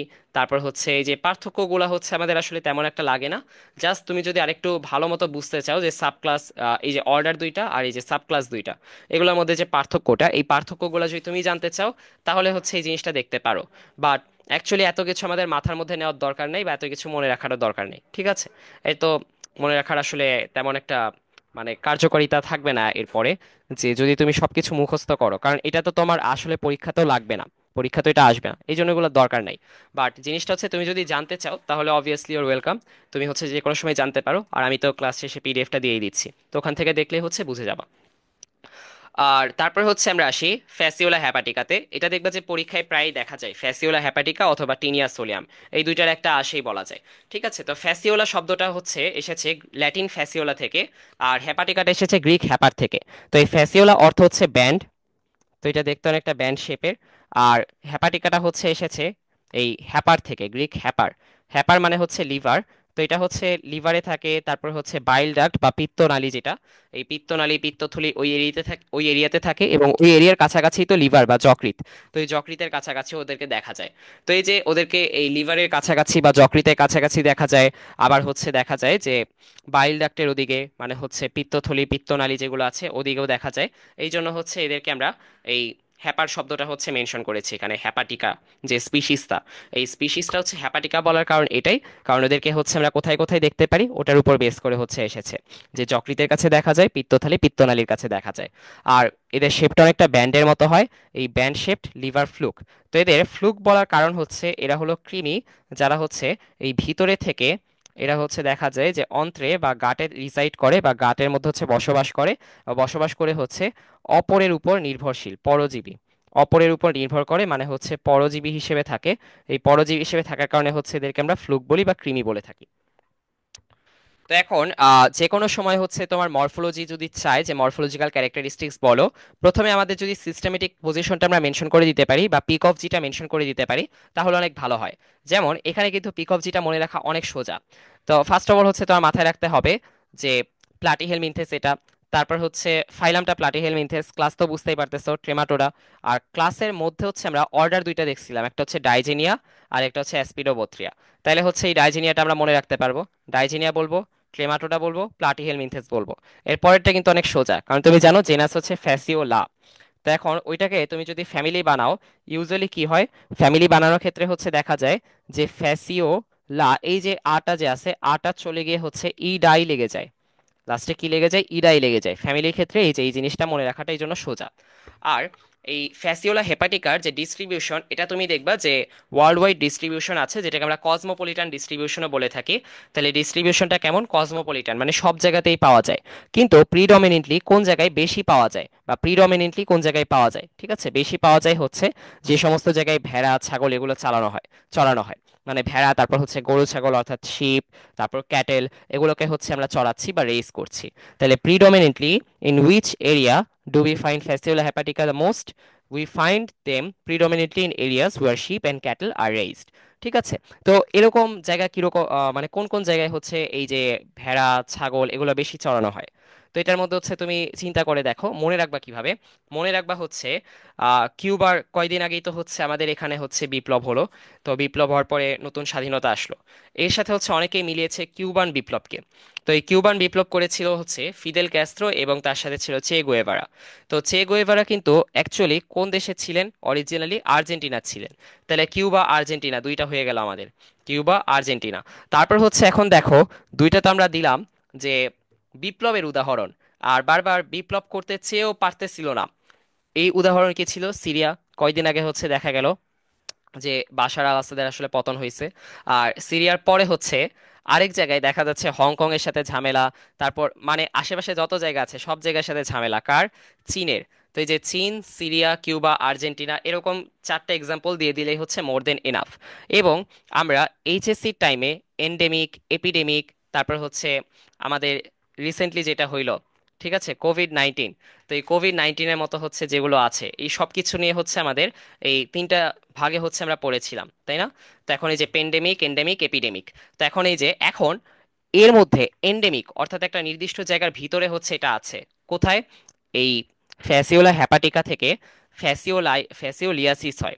ঠিক আছে, ফ্যাসিওলিয়াসিস মানে এক ধরনের এই কি বলে, আমাদের লিভার পচা শুরু করে এই ফ্যাসিওলা হ্যাপাটিকা থাকার কারণে। ওরা দেখা যায় যে লিভারে বাসা বাঁধার পরে ওই লিভারটা হচ্ছে পচন ধরে যায়। তো এই পচন ধরে যাওয়াকে ফ্যাসিওলিয়াসিস বলে। এবং এই যে ফ্যাসিওলিয়াসিসের যে প্রাদুর্ভাবটা, এইটা একটা নির্দিষ্ট এরিয়ার মধ্যে যখন দেখা যাবে, তখন এটাকে আমরা কি বলবো? এন্ডেমিক বলবো, অর্থাৎ ওই জায়গাটার ভিতরেই আছে, বাইরে ছড়াচ্ছে না। তো এই এন্ডেমিকটা এটা কোথায়? ইউনাইটেড স্টেটসে। অর্থাৎ ইউএসএ তে হচ্ছে এটা এন্ডেমিক হিসেবে থাকে। ইউএসএ তে এটা কি হিসেবে থাকে? এন্ডেমিক হিসেবে থাকে। আচ্ছা, তো এই পার্টটুকু মনে রাখলে আমাদের জিওগ্রাফিক্যাল ডিস্ট্রিবিউশনের জন্য মোর দেন ইনাফ। এরপর হচ্ছে আমরা আসি হ্যাবিট অ্যান্ড হ্যাবিটাটে। তো অ্যাডাল্ট যেগুলো আছে, অ্যাডাল্টগুলোকে কোথায় পাওয়া যায় এটা তো আমরা আগে বলেছি, যে অ্যাডাল্ট ফ্যাসিওলা হ্যাপাটিকাগুলো হচ্ছে বাইল ডাক্টে পাওয়া যায় এবং লিভারে পাওয়া যায়, মানে যেগুলো হচ্ছে পরিণত হয়েছে। ঠিক আছে, ফ্যাসিওলা হ্যাপাটিকার ক্ষেত্রে তো আমরা বলেছি যে লাইফ সাইকেল হচ্ছে ডাইজেনেটিক, অর্থাৎ এদের হচ্ছে দুইটা হোস্ট থাকে। একটা হচ্ছে প্রাইমারি হোস্ট, প্রাইমারি হোস্ট হচ্ছে ভার্টিব্রেট হয়। তো ভার্টিব্রেট যে হোস্টটা আছে ওটা হচ্ছে শিপ থাকে ইউজুয়ালি। ঠিক আছে, তো শিপ, এই যে মোস্ট কমনলি হচ্ছে এদের প্রাইমারি হোস্টটা শিপ হয়। বাট এটা অলসো ইফেক্ট করতে পারে, ক্যাটেলকে ইফেক্ট করতে পারে, গোটকে ইফেক্ট করতে পারে, বাফেলো আছে যে বাফেলো, তারপর হর্স, এগুলোকে ইফেক্ট করতে পারে, ডিয়ার বলো, র্যাবিট বলো। আর ওকেশনালি কিছু ক্ষেত্রে দেখা যায় যে হিউম্যানকেও হচ্ছে ইফেক্ট করতে পারে। ঠিক আছে, বেশ কিছু কেসে হচ্ছে হিউম্যানকেও এরা ইফেক্ট করে দেখা যায়, ওকেশনালি হিউম্যানদেরও ইফেক্ট করে। আর এই যে প্যারাসাইটটা ওই লিভার পচা রোগ যেটা তৈরি করে, একটু আগে আমরা বললাম এই প্যারাসাইটটা কি কজ করে? ফ্যাসিওলিয়াসিস। আর ফ্যাসিওলিয়াসিসকে আমরা কি বলি? লিভার রট বা হচ্ছে লিভার পচা রোগ, বা হচ্ছে আমরা বলতে পারি কলিজা পচা রোগ। ঠিক আছে, আচ্ছা, তো এখন এখানে দেখা যায় যে ইনফেকশনটা আসলে কিভাবে হয়। তো মানে হচ্ছে এটা ছড়ায় কিভাবে, সংক্রমণটা কিভাবে হয়ে থাকে? তো এই সংক্রমণটা হয় হচ্ছে সংক্রমিত পানি যেটা আছে মানুষের ক্ষেত্রে। প্যারাসাইটটা হচ্ছে দেখা যায় ইউজুয়ালি আমরা যে পানি খাচ্ছি বাইরে থেকে, ওই পানির মধ্যে যদি ফ্যাসিওলা হ্যাপাটিকার যে ইয়েগুলো আছে, লার্ভাগুলা, ঠিক আছে, লার্ভাগুলা যদি থাকে, অথবা ফ্যাসিওলা হ্যাপাটিকার যে অ্যাডাল্ট ভার্সনটা ওটাই যদি থাকে, ওটা যখন আমাদের ভিতরে যায়, তখন দেখা যায় যে ওখান থেকে হচ্ছে সংক্রমিতটা মানে সংক্রমণটা শুরু হয়। তাহলে মানুষের ক্ষেত্রে ইউজুয়ালি হচ্ছে দূষিত পানি বা কন্টামিনেটেড ওয়াটারের মাধ্যমে। আর অথবা হচ্ছে দেখা যেতে পারে যে উদ্ভিদ আমরা খাচ্ছি, উদ্ভিজ্জ যে খাবার দাবার আমরা খাচ্ছি, ঠিক আছে, তো এই যে শাক টাক এগুলা খাই যখন, এগুলোর পাতা যদি ভালো মতো না ধোয়া হয় এবং পাতার মধ্যে যদি লার্ভাগুলা থেকে যায়, তাহলে প্ল্যান্টের মধ্যে যদি লার্ভাগুলা থেকে যায় তখনও হচ্ছে মানুষের মধ্যে ছড়াতে পারে। ওকে, তাহলে বুঝলাম আমরা মানুষের মধ্যে এটা কিভাবে আসতে পারে। তারপর হচ্ছে লাইফ সাইকেল যেহেতু ডাইজেনেটিক, তার মানে দুইটা হোস্ট লাগবে। তো এখন এই যে প্রাইমারি হোস্ট হচ্ছে ইউজুয়ালি শিপ। আর সেকেন্ডারি যে হোস্ট, এই সেকেন্ডারি হোস্টটা হচ্ছে এক ধরনের ফ্রেশ ওয়াটার গ্যাস্ট্রোপড। তো এই ফ্রেশ ওয়াটার গ্যাস্ট্রোপোডের হচ্ছে একটা নাম আছে, সেটা হচ্ছে লিমনিয়া। বাট এই নামটা আমাদের মনে না রাখলেও হবে, জাস্ট মেনশন করে দিবা যে সেকেন্ডারি হোস্ট হচ্ছে ফ্রেশ ওয়াটার গ্যাস্ট্রোপোড, এইটুকু মেনশন করলেই হবে। ঠিক আছে, তো এত কিছু লাগবে না, এত কিছু মনে রাখার দরকার নাই, মনে রাখাও হচ্ছে কষ্ট। জাস্ট মনে রাখবা যে ফ্রেশ ওয়াটার গ্যাস্ট্রোপোডের মধ্যে ছড়াচ্ছে হচ্ছে মানে হচ্ছে এই লার্ভা দশাটা দেখা যাচ্ছে ফ্রেশ ওয়াটার গ্যাস্ট্রোপোডে। আর যেগুলো হচ্ছে আমরা অ্যাডাল্ট কৃমি দেখি বা অ্যাডাল্ট ফ্লুকগুলো দেখি, এগুলো কিন্তু আমাদের পিত্ত নালী যেটা আছে, বাইল ডাক্ট, ঠিক আছে, মানে ভেড়ার পিত্ত নালী বা বাইল ডাক্টে দেখা যায়, বাইল ডাক্টে, অথবা হচ্ছে দেখা যায় যে নিয়ার দ্য লিভার অথবা লিভার রিজিয়নে হচ্ছে এদেরকে দেখা যায়। আর লার্ভাল স্টেজটা হচ্ছে কোথায় ডেভেলপমেন্ট হয়? লার্ভাল স্টেজটা হচ্ছে দেখা যায় যে ইন্টারমিডিয়েট হোস্ট বা ফ্রেশ ওয়াটার গ্যাস্ট্রোপডে ডেভেলপ করে। আর এদের যে মরফোলজিক্যাল ক্যারেক্টারিস্টিক্স, এটা দেখার জন্য হচ্ছে এদের ফিগারটা আগে দেখো। এই যে ফিগারটা দেখছো না, ফিগারটা কেমন লাগতেছে? ফার্স্ট অফ অল হচ্ছে এদের যে লেংথটা আমাদের মেনশন করতে হবে।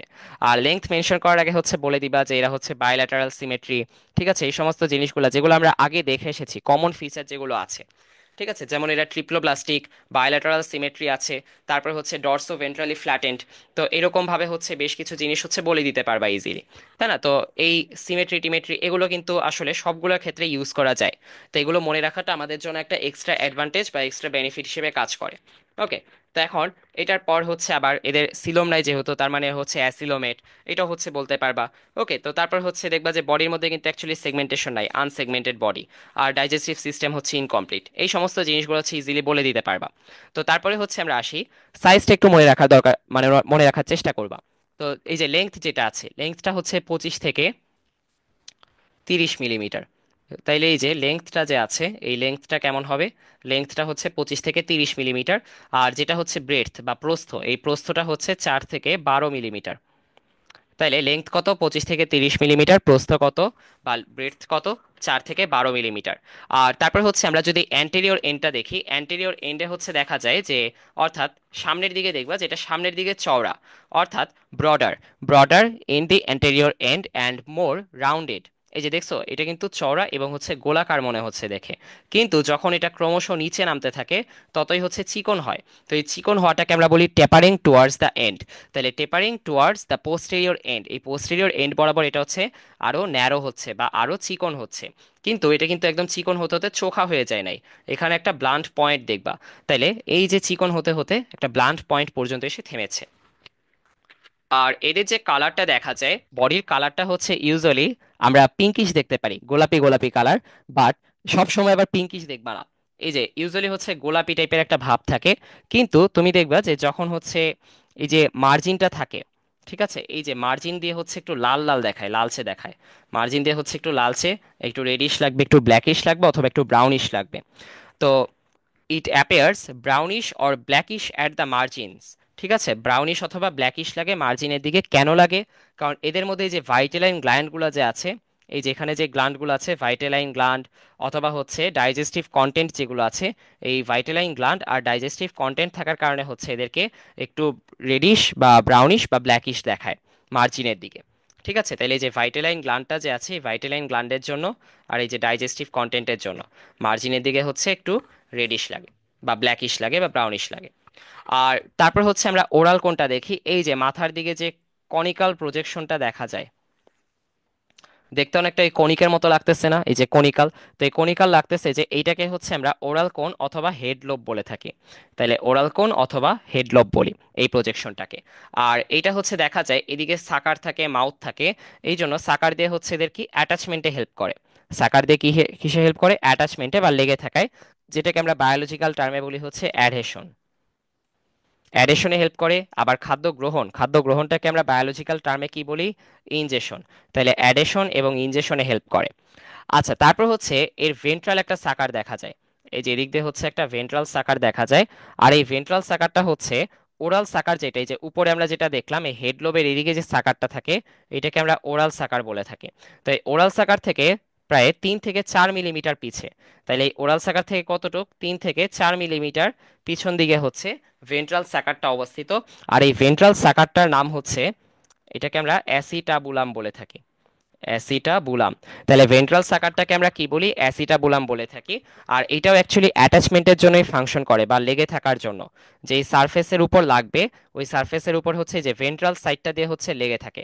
তো এই ভেন্ট্রাল সাইডটা দিয়ে যেহেতু লাগতেছে, এদিকেই তো তাহলে সাকারটা থাকতে হবে, ওই সাকারটা দিয়ে হচ্ছে দেখা যায় যে এটা এই লেগে থাকে।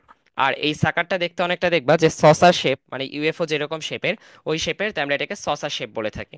আর এটা কিন্তু দেখতেছই যে মুখেরটার চেয়ে অনেক বড় দেখাচ্ছে, তার মানে এটা ইউজুয়ালি লার্জ হবে। আর এইটার কিন্তু খাওয়া দাওয়া নিয়ে কোনো কাজ নাই, এটার কাজটা শুধুমাত্র লেগে থাকার জন্য, ফাংশনিং ফর অনলি অ্যাটাচমেন্ট। তারপর হচ্ছে একদম পোস্টেরিয়র এন্ডে, ঠিক আছে, এক্সট্রিম পোস্টেরিয়র এন্ড যেটাকে আমরা বলি, একদম পোস্টেরিয়র মানে একদম পিছনের দিকে হচ্ছে দেখবা যে একটা ছিদ্র আছে, যে ছিদ্র দিয়ে হচ্ছে রেচন কাজটা হয়। তো এই এক্সক্রেটরি পোরটা হচ্ছে একদম পোস্টেরিয়র এন্ডে হচ্ছে থাকে, ঠিক আছে। আর সিঙ্গেল এক্সক্রেটরি পোর বা হচ্ছে এক্সক্রেটরি ওপেনিং একদম এই এক্সট্রিম পোস্টেরিয়র এন্ডে থাকে। আর এই যে অ্যাসিটাবুলাম যে আছে বা ভেন্ট্রাল যে এটা আছে, ভেন্ট্রাল সাকার, এই ভেন্ট্রাল সাকারের চাইতে একটু সামনে, a little front in the ventral sucker, a little front of the ventral sucker, sorry, a little front of the ventral sucker দেখা যায় যে এই ভেন্ট্রাল পাশটার একদম মাঝামাঝি জায়গায়, মিড ভেন্ট্রালি হচ্ছে কোথায় দেখা যায়, মিড ভেন্ট্রালি। মিড ভেন্ট্রালি কি দেখা যায়, এই জেনিটাল ওপেনিং দেখা যায়, কমন জেনিটাল ওপেনিং, তার মানে পুরুষের জন্য যেটা মহিলার জন্য সেটা, এই জন্য হচ্ছে কমন জেনিটাল ওপেনিং। তো এই কমন জেনিটাল ওপেনিংটাকে হচ্ছে আমরা বলি গণপোর, ঠিক আছে। তাহলে কমন জেনিটাল ওপেনিংটাকে কি বলা হয়, গণপোর বলা হয়। তো এই গণপোরটা কোথায় থাকে, ভেন্ট্রাল সাকারের বা এই যে অ্যাসিটাবুলাম যেটা আছে অ্যাসিটাবুলামের একটু সামনেই, just a little front of the ventral সাকার। আমরা কি দেখতে পাই, আমরা দেখতে পাই কমন জেনিটাল ওপেনিং, যেটাকে হচ্ছে গণপোর বলা হয়।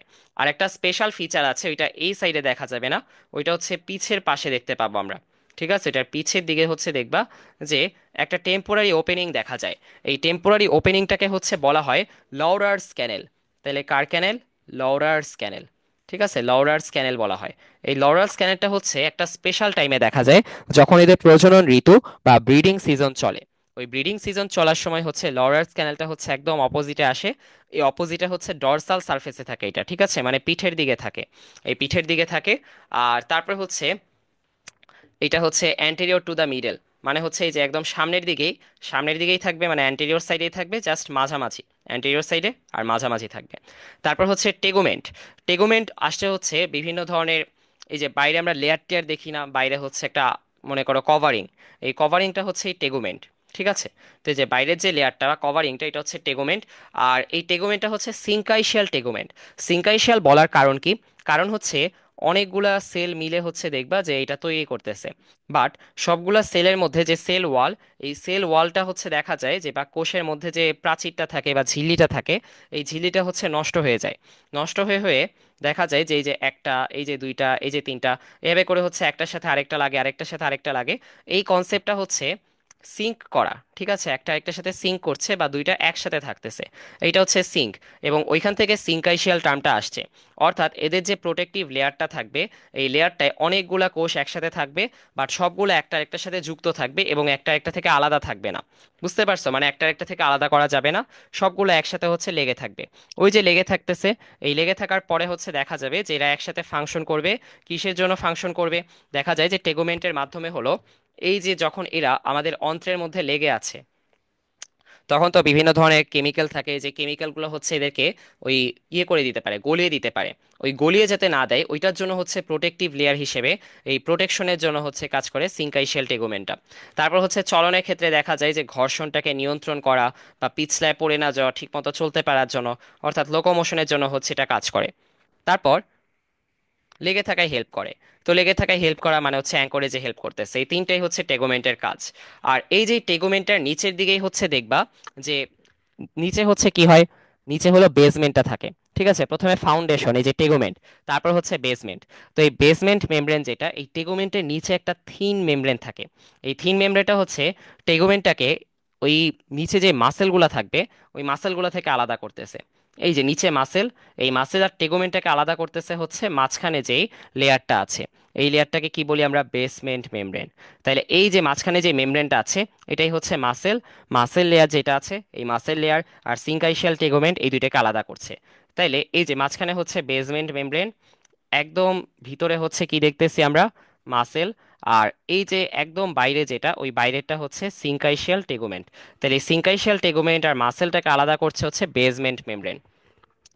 আর মাসেল তিন ধরনের দেখছি আমরা, সার্কুলার, লঙ্গিচুডিনাল আর অবলিক। ওই অবলিক মানে আড়াআড়ি, মানে হচ্ছে ডায়াগোনাল, ঠিক আছে, ওই আড়াআড়ি মাসেলগুলোর কথা এখানে মেনশন করা হচ্ছে। তারপর এই মাসেল লেয়ারের নিচে হচ্ছে দেখবা যে ভিতরে তো ওর মানে অঙ্গাণুগুলা থাকবে, বিভিন্ন ধরনের নরম নরম অঙ্গাণু। তো এখন ওইটা যদি ঘর্ষণের কারণে এই যে মাসেল দিয়ে যখন চলাচল করবে, তো ঘর্ষণের কারণে তো নষ্ট হয়ে যেতে পারে। যাতে নষ্ট না হয় তাই ভিতরে আরেকটা লেয়ার দেখা যায়। এই মাসেল লেয়ারের নিচে হচ্ছে আরেকটা লেয়ার থাকে, ওই আরেকটা লেয়ারকে হচ্ছে আমরা বলি মেসেনকাইম। তাইলে ওইটাকে হচ্ছে মেসেনকাইম বলা হয়। এই মেসেনকাইম দিয়ে হচ্ছে আমরা অনেকগুলা লুজ টিস্যুর কথা, বা অনেকগুলা হচ্ছে ওই লুজ লুজ হয়ে আছে এরকম অনেকগুলা টিস্যুর কথা হচ্ছে মেনশন করি। ওই টিস্যুগুলা হচ্ছে কি করে, টিস্যুগুলা হচ্ছে দেখা যায় যে ভিতরে যে অঙ্গগুলা থাকে, দে প্রোটেক্ট দ্য ইন্টারনাল অর্গানস, বা হচ্ছে ইন্টারনাল অর্গানগুলোকে এমবেড করে রাখে, মানে একসাথে ধরে রাখে। ঠিক আছে, ধরে রাখতেছে বা প্রোটেক্ট করতেছে। প্রোটেক্ট করার পাশাপাশি হচ্ছে দেখা যায় যে পুষ্টিগুলোকে ভিতরে পৌঁছে দেয়, মানে এইডিং ইন নিউট্রিয়েন্ট আর ওয়েস্টগুলোকে ভিতর থেকে বাইরে বের করে দেয়। এই যে মেসেনকাইমের তেলে অনেক কাজ। তো এখন আমরা এগুলো সব দেখে ফেললাম। আর আমাদের আঁকার সময় জাস্ট এক্সটার্নালটা আঁকলেই হবে, অর্থাৎ এই ফিগারটা ড্র করে দিলেই হবে। আর তারপর হচ্ছে আমরা আসি এখন টিনিয়া সোলিয়াম নিয়ে আমরা কথা বলবো। আচ্ছা, তো এখন আমরা দেখবো হচ্ছে টিনিয়াস সোলিয়াম। টিনিয়াস সোলিয়ামটা এসেছে গ্রিক চাইনিয়া থেকে, যেটার অর্থ হচ্ছে রিবন বা ফিতা, আর ল্যাটিন সোলিয়াম থেকে, মানে হচ্ছে সিট, মানে হচ্ছে কোথাও যুক্ত হচ্ছে বা কোথাও বসছে এরকম। তো এদের শেপ হচ্ছে রিবন লাইক, এবং এদের হচ্ছে বসতে পারে বা কোনো কিছুতে যুক্ত হতে পারে। এটার ক্ষমতার উপর ভিত্তি করে হচ্ছে টিনিয়াস সোলিয়াম নামটা দেওয়া হয়েছে। আর সিস্টেমেটিক পজিশনের কথা যদি আমরা বলি, এদের ফাইলাম প্লাটিহেলমিনথেস, ক্লাস হচ্ছে সেস্টোরা। সেস্টোরা দুইটা সাব ক্লাস দেখেছিলাম আমরা, একটা হচ্ছে ওই সেস্টোডারিয়া, আর একটা হচ্ছে ইউসেস্টোডা। তো এটা হচ্ছে ইউসেস্টোডার মধ্যে পড়ে। আর এদের জেনাস যেহেতু টিনিয়া, তাহলে ফ্যামিলি হবে টিনিডাই, আর হচ্ছে অর্ডার হচ্ছে টিনি ওইডেস। ঠিক আছে, অর্ডারে হচ্ছে ওইডেস থাকবে লাস্টে, আর ফ্যামিলিতে হচ্ছে ইডাই থাকবে। তো এটা মাথায় রাখতে হবে, টিনি ওইডেস, আর হচ্ছে ফ্যামিলিতে হচ্ছে ইডাই। তাইলে টিনি ওইডেস আর ফ্যামিলিতে হচ্ছে টিনিডি, তারপর হচ্ছে এটা টিনিয়া। ওকে, তারপর জিওগ্রাফিক্যাল ডিস্ট্রিবিউশন। এটা হচ্ছে আমরা পুরো পৃথিবীতেই পাই, অর্থাৎ ওয়ার্ল্ড ওয়াইড পাওয়া যায়। আর বিশেষ করে হচ্ছে যেসব রিজিয়নে দেখা যায় যে কাঁচা অথবা হচ্ছে অর্ধসিদ্ধ শূকরের মাংস খাওয়া হয়, মানে raw or inadequately cooked pork is consumed. তো এখন হচ্ছে র অর হাফ বয়েলড বলতে পারো, এটা হাফ বয়েলড বা half cooked pork is consumed. তারপর হচ্ছে কমন লোকেশন যেগুলা, এগুলো হচ্ছে বিভিন্ন স্ল্যাভিশ কান্ট্রিগুলোতে দেখা যায়, যেমন হচ্ছে ইউগোস্লোভিয়া, তারপর চেজোস্লোভাকিয়া। তো এখন এত কঠিন কঠিন নাম মনে রাখার দরকার নেই, জাস্ট মনে রেখো যে স্ল্যাভিশ কান্ট্রিগুলোতে পাওয়া যায়। তাহলে কি ধরনের কান্ট্রিতে পাওয়া যায়, স্ল্যাভিশ কান্ট্রিগুলোতে দেখা যায় এদেরকে। আর এছাড়াও হচ্ছে শুকরের মাংস কনজিউম করা হয় দেখে ইন্ডিয়াতে, জার্মানিতে, এই সমস্ত জায়গাতেও হচ্ছে কিছু কিছু দেখা যায়। তাইলে হচ্ছে কই কই পাওয়া যাচ্ছে, স্ল্যাভিশ কান্ট্রিতে আমরা টিনিয়াপ দেখছি, তারপর জার্মানিতে দেখছি, ইন্ডিয়াতে দেখছি। আর এদের যে ইন্টারমিডিয়েট হোস্ট, এদের কিন্তু অ্যাকচুয়ালি প্রাইমারি হোস্ট কিন্তু হিউম্যান, বা ফাইনাল হোস্ট কিন্তু হিউম্যান। ঠিক আছে, কিন্তু আসে কিন্তু ইন্টারমিডিয়েট হোস্ট থেকে। তো এখন ইন্টারমিডিয়েট হোস্টের মধ্যে হচ্ছে লার্ভাল দশাটা দেখা যায়। আর ইন্টারমিডিয়েট হোস্টটা হচ্ছে পিক। ঠিক আছে, যে শূকরগুলো থাকে, এই শূকরে যে মাসেল, এই মাসেল লেয়ারের মধ্যে হচ্ছে এদের যে লার্ভাল স্টেজটা বা লার্ভা দশাটা আছে, ওই লার্ভা দশায় হচ্ছে এরা এই শূকরের মাসেলে থাকে বা পিগের মাসেলে হচ্ছে অবস্থান করে। তো লার্ভা দশাটা বা লার্ভাল ফর্মে একটা নাম আছে, ওটা হচ্ছে সিস্টি সার্কাস। তাইলে সার্কাস বানানটা একটু খেয়াল রেখো, যে এই যে সার্কাস, তো এটার নাম হচ্ছে কি, সিস্টি সার্কাস। তাইলে হচ্ছে এই শূকরের মধ্যে হচ্ছে এদের আমরা দেখতে পাচ্ছি যে ইন্টারমিডিয়েট স্টেজে এরা কোথায় থাকে, পিগে থাকে। পিগের মধ্যে হচ্ছে এদেরকে পাওয়া যায়, পিগের কোথায় থাকে, মাসেল লেয়ারে থাকে। মাসেল লেয়ারে কোন অবস্থায় থাকে, লার্ভাল স্টেজে থাকে। লার্ভাল স্টেজটার নাম কি, সিস্টি সার্কাস। আর এদের যে ফাইনাল হোস্ট হবে হচ্ছে হিউম্যান। আর হিউম্যানের কোথায় থাকে, হিউম্যানে হচ্ছে অ্যাডাল্ট ফর্মগুলো দেখা যায়, যে মানুষের অন্ত্রে থাকে বা ইন্টেস্টাইনের মধ্যে হচ্ছে এদেরকে পাওয়া যায়। আর এদের ফিগারটা যদি দেখো, একদম উপরে দেখবা যে একটা বলের মতো হচ্ছে স্ট্রাকচার আছে। এই যে বলের মতো বা একটু প্রবর্ধিত একটা স্ট্রাকচার, এটা হচ্ছে হেড। হেডের মধ্যে হচ্ছে দেখবা যে যে মুখপাঙ্গগুলো দেখা যায়। তারপর হচ্ছে এখানে এই যে স্কলেক্স, এই স্কলেক্সটাই হচ্ছে হেড। আর এই হেডের মধ্যে হচ্ছে এই যে সাকারগুলো হচ্ছে দেখা যায়। আর এই সাকারগুলো থাকার পরে হচ্ছে এরপরে শুরু হলো চিকন একটা অংশ, যেটা হচ্ছে নেক। অনেকখানি চিকন অংশ যেখানে কোনো খাঁজ কাটা থাকে বা দাগ থাকে না, এইটা হচ্ছে নেক। এবং এই নেক থেকেই অ্যাকচুয়ালি সবকিছু হচ্ছে এই, এদের যে আমরা বলি যে স্কলেক্সের পরে যেটা আছে এই স্ট্রবিলা, মানে এই অংশগুলো যে আছে, অর্থাৎ প্রত্যেকটা সেগমেন্ট, এই সেগমেন্টেশনটা শুরু হয় কোত্থেকে? এই সেগমেন্টেশনটা বা এর যে গ্রোথটা, গ্রোথটা কিন্তু শুরু হয় এই নেক রিজিয়ন থেকে। তাহলে এই যে নেক রিজিয়ন থেকে হচ্ছে দেখা যায় যে গ্রোথ শুরু হয়, অর্থাৎ এটাকে আমরা আরেকভাবে বলতে পারি এরিয়া অফ প্রলিফারেশন বা হচ্ছে এরিয়া অফ গ্রোথ। ঠিক আছে, তাহলে বা গ্রোথ রিজিয়ন, তাহলে নেকটা হচ্ছে গ্রোথ রিজিয়ন, যেখান থেকে হচ্ছে গ্রোথটা শুরু হয়। তো গ্রোথটা শুরু হওয়ার পর প্রথমে দেখবা যে একদম প্রথম দিকে যখন থাকবে তখন অনেক কম কম দূরত্ব থাকবে। তো যখন এটা হচ্ছে ভালোবাসার মতোই, প্রথম দিকে দূরত্ব অনেক কম থাকে, ধীরে ধীরে দেখা যায় যে ভালোবাসা ফিকে হয়ে যায়, নক্ষত্রদেরও মরে যেতে হয় এবং দূরত্ব বাড়তে থাকে। তো আশা করি তোমাদের বেলায় সেটা হবে না। তো এখন হচ্ছে এখানে দেখো দূরত্ব যখন কম আছে, তখন এদেরকে হচ্ছে আমরা কি বলি, ভালোবাসা নতুন নতুন শুরু হয়েছে, তখনও ম্যাচুরিটি আসেনি, তার মানে হচ্ছে এরা হচ্ছে ইম্যাচিউর প্রোগ্লোটিড। আর যখন হচ্ছে দূরত্ব একটু বাড়া শুরু করে, এই যে মাঝখানের রিজিয়নগুলা, তখন এদেরকে আমরা বলবো ম্যাচিউর প্রোগ্লোটিড। আর একদম লাস্টে গিয়ে যখন দেখবা যে অনেক বড় বড় দেখাচ্ছে, অনেক বড় বড়, এবং এগুলো কিন্তু ডিম ক্যারি করে। ঠিক আছে, এই যে লাস্টের যে প্রোগ্লোটিডগুলো আছে এগুলো ডিম ক্যারি করে, এগুলোকে আমরা গ্র্যাভিড প্রোগ্লোটিড বলি। তাহলে প্রথমে হচ্ছে ইমেচিউর প্রোগ্লোটিড, তারপর ম্যাচিউর প্রোগ্লোটিড, তারপর গ্র্যাভিড প্রোগ্লোটিড। আর এদের হ্যাবিট্যাট, তো প্রথমে হচ্ছে আমরা দেখি যে অ্যাডাল্ট যে টিনিয়া সোলিয়াম থাকে এগুলো হচ্ছে মানুষের ক্ষুদ্রান্ত অর্থাৎ স্মল ইন্টেস্টাইনে হচ্ছে বাসা বাঁধে বা স্মল ইন্টেস্টাইনে হচ্ছে রিসাইড করে। আর এখানে হচ্ছে ইন্টেস্টাইনের যে ওয়ালটা আছে, ওই ইন্টেস্টাইনের ওয়ালে ওদের মাথার মধ্যে যে স্কোলেক্সে যে চোষকগুলো থাকে বা সাকারগুলো থাকে, ওই সাকারগুলোর সাহায্যে হচ্ছে দেখা যায় যে যুক্ত হয়ে যায়। ঠিক আছে, তাহলে কি দিয়ে যুক্ত হচ্ছে? স্কোলেক্সের সাহায্যে হচ্ছে যুক্ত হচ্ছে। কোথায় যুক্ত হচ্ছে? স্মল ইন্টেস্টাইনে। স্মল ইন্টেস্টাইনে যে ইন্টেস্টাইনাল ওয়াল আছে বা এই যে প্রাচীর আছে, অন্ত্রের প্রাচীরে হচ্ছে যুক্ত হয়। আর হোস্টের মধ্যে মানুষের অন্ননালী দিয়ে যখন হচ্ছে আমরা যে খাবারগুলো খাই সেগুলোর পুষ্টি উপাদানগুলো হচ্ছে যায়, এই ক্ষুদ্রান্ত দিয়ে যাওয়ার সময় হচ্ছে দেখা যায় যে এই পুষ্টি উপাদানগুলো বা খাবার থেকে পুষ্টি উপাদানগুলো হচ্ছে সাক করে বা অ্যাবজর্ব করে নেয়। অ্যাবজর্ব করে নেয় কে? এই যে ওয়ার্মটা যে থাকে, এই টিনিয়া সোলিয়াম, এই টিনিয়া সোলিয়াম হচ্ছে এটা অ্যাবজর্ব করে নেয়। এবং দেখা যায় যে এর বাইরে হচ্ছে ওই সিঙ্কাইশিয়াল টেগুমেন্ট বা প্রোটেক্টিভ টেগুমেন্টটা আছে, যেটা ওকে আবার হজম হয়ে যেতে দেয় না। খাবারগুলো তো হজম হয়ে যাচ্ছে, সাথে তো আমরা টিনিয়া সোলিয়ামকে হজম করে ফেলতে পারতাম, যদি ওদের ওই টিনিয়া সোলিয়ামের এই টেগুমেন্টটা যদি না থাকতো। এই বাইরে যে সিঙ্কাইশিয়াল টেগুমেন্টটা থাকে ওইটা থাকার কারণে বা প্রোটেক্টিভ টেগুমেন্টটা থাকার কারণে হচ্ছে ওরা নিজের আবার হজম হয়ে যায় না, বা হাইড্রোক্লোরিক অ্যাসিডে ওদের সমস্যা হয় না। ঠিক আছে, বা যেই সমস্ত কেমিক্যাল হচ্ছে দেখা যায় যে আমাদের ভিতর থেকে এই হজমে সাহায্য করে, ওরা এদের কিছু করতে পারে না। আর তারপর এই যে লার্ভাল স্টেজ যেটা আছে, সিস্টি সার্কাস বা সিস্টি সার্কি যেটা বলি আমরা, এটা হচ্ছে টিপিক্যালি কোথায় পাওয়া যায়? পিগের মাসেলে পাওয়া যায়। আর পিগটা কি এদের ইন্টারমিডিয়েট হোস্ট। আর ট্যাপওয়ার্মটা হচ্ছে লাইফ সাইকেল কমপ্লিট করে কিভাবে? ট্যাপওয়ার্ম বা পোর্ক ট্যাপওয়ার্ম কিন্তু এদেরকে আমরা বলে থাকি। তো এই টেপের মতো দেখতে না, এই জন্য টেপওয়ার্ম। তো এই টেপওয়ার্মটা হচ্ছে লাইফ সাইকেল কিভাবে কমপ্লিট করে? এই যে গ্রাভিড প্রোগ্লোটিড, একদম লাস্টে যে প্রোগ্লোটিড, ওই প্রোগ্লোটিডগুলোকে শেড করে, মানে প্রোগ্লোটিডগুলোকে পূর্ণ করে। এটা দিয়ে কি দিয়ে পূর্ণ করে?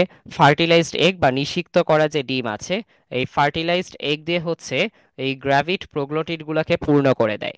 তো পূর্ণ করার পরে হচ্ছে দেখা যায় যে এগুলো, এই যে এই ডিমগুলো হচ্ছে কিসের মাধ্যমে বের হয়ে যায়? যে হোস্টের মধ্যে ওরা থাকে, ওই হোস্টের যে বর্জ্য থাকে ওই বর্জ্যের মাধ্যমে হচ্ছে এগুলো বের হয়ে যায়। তো বের হয়ে গেলে হচ্ছে আবার নতুন করে দেখা যায় যে সংক্রমিত করে। এবং শূকর টাইপের যে প্রাণীগুলো আছে এগুলোকে দেখবা যে বেশিরভাগ সময় কিন্তু নোংরা পরিবেশে, বর্জ্য পদার্থ বেশি এমন পরিবেশে কিন্তু থাকে এই মলটল এগুলোর মধ্যে। তো এই জন্য হচ্ছে দেখা যায় যে শূকরের মাধ্যমে এগুলো ছড়ায়, প্রাইমারিলি শূকরের মাধ্যমে, এরপর শূকরের ওই যে অর্ধসিদ্ধ বা কাঁচা শূকরের মাংস যখন খায় তখন মানুষের মধ্যে হচ্ছে ছড়ায়। তো মরফোলজিক্যাল ক্যারেক্টারিস্টিক যদি আমরা দেখি, এর দেহ কি অনেক লম্বা একটা দেহ, তাই না? তো বডিটা হচ্ছে আমরা বলতে পারি তাহলে বডি ইজ লং। লং, তারপর বডিটা ফ্ল্যাট, বুঝতেই পারতেছি আমরা যে ফ্ল্যাট চ্যাপটা হবে, ফ্ল্যাট, তারপর হচ্ছে রিবনের মতো, রিবন লাইক, এবং বডিগুলোর মধ্যে একটা স্পেশাল ফিচার হচ্ছে সেগমেন্ট আছে, তাহলে বডি ইজ সেগমেন্টেড। আর অ্যাডাল্ট ফর্ম যেগুলা, অ্যাডাল্টগুলো হচ্ছে টিপিক্যালি কত থেকে কত হয়? 3 থেকে 5 মিটার পর্যন্ত হয়। তাহলে আগে কিন্তু আমরা মিলিমিটারে দেখছিলাম যখন হচ্ছে আমরা ওই ফ্যাসিওলা হেপাটিকা দেখছি। ফ্যাসিওলা হেপাটিকা কত ছিল? ফ্যাসিওলা হেপাটিকা ছিল হচ্ছে 25 থেকে 30 মিলিমিটার, তাই না? তো এটা ফ্যাসিওলা হেপাটিকার ক্ষেত্রে। আর এই টিনিয়া সোলিয়ামের ক্ষেত্রে 3 থেকে 5 মিটার পর্যন্ত। কিছু কিছু ক্ষেত্রে আবার দেখা যায় যে 8 মিটার পর্যন্তও যেতে পারে, তাইলে সেই রকম লম্বা হয়।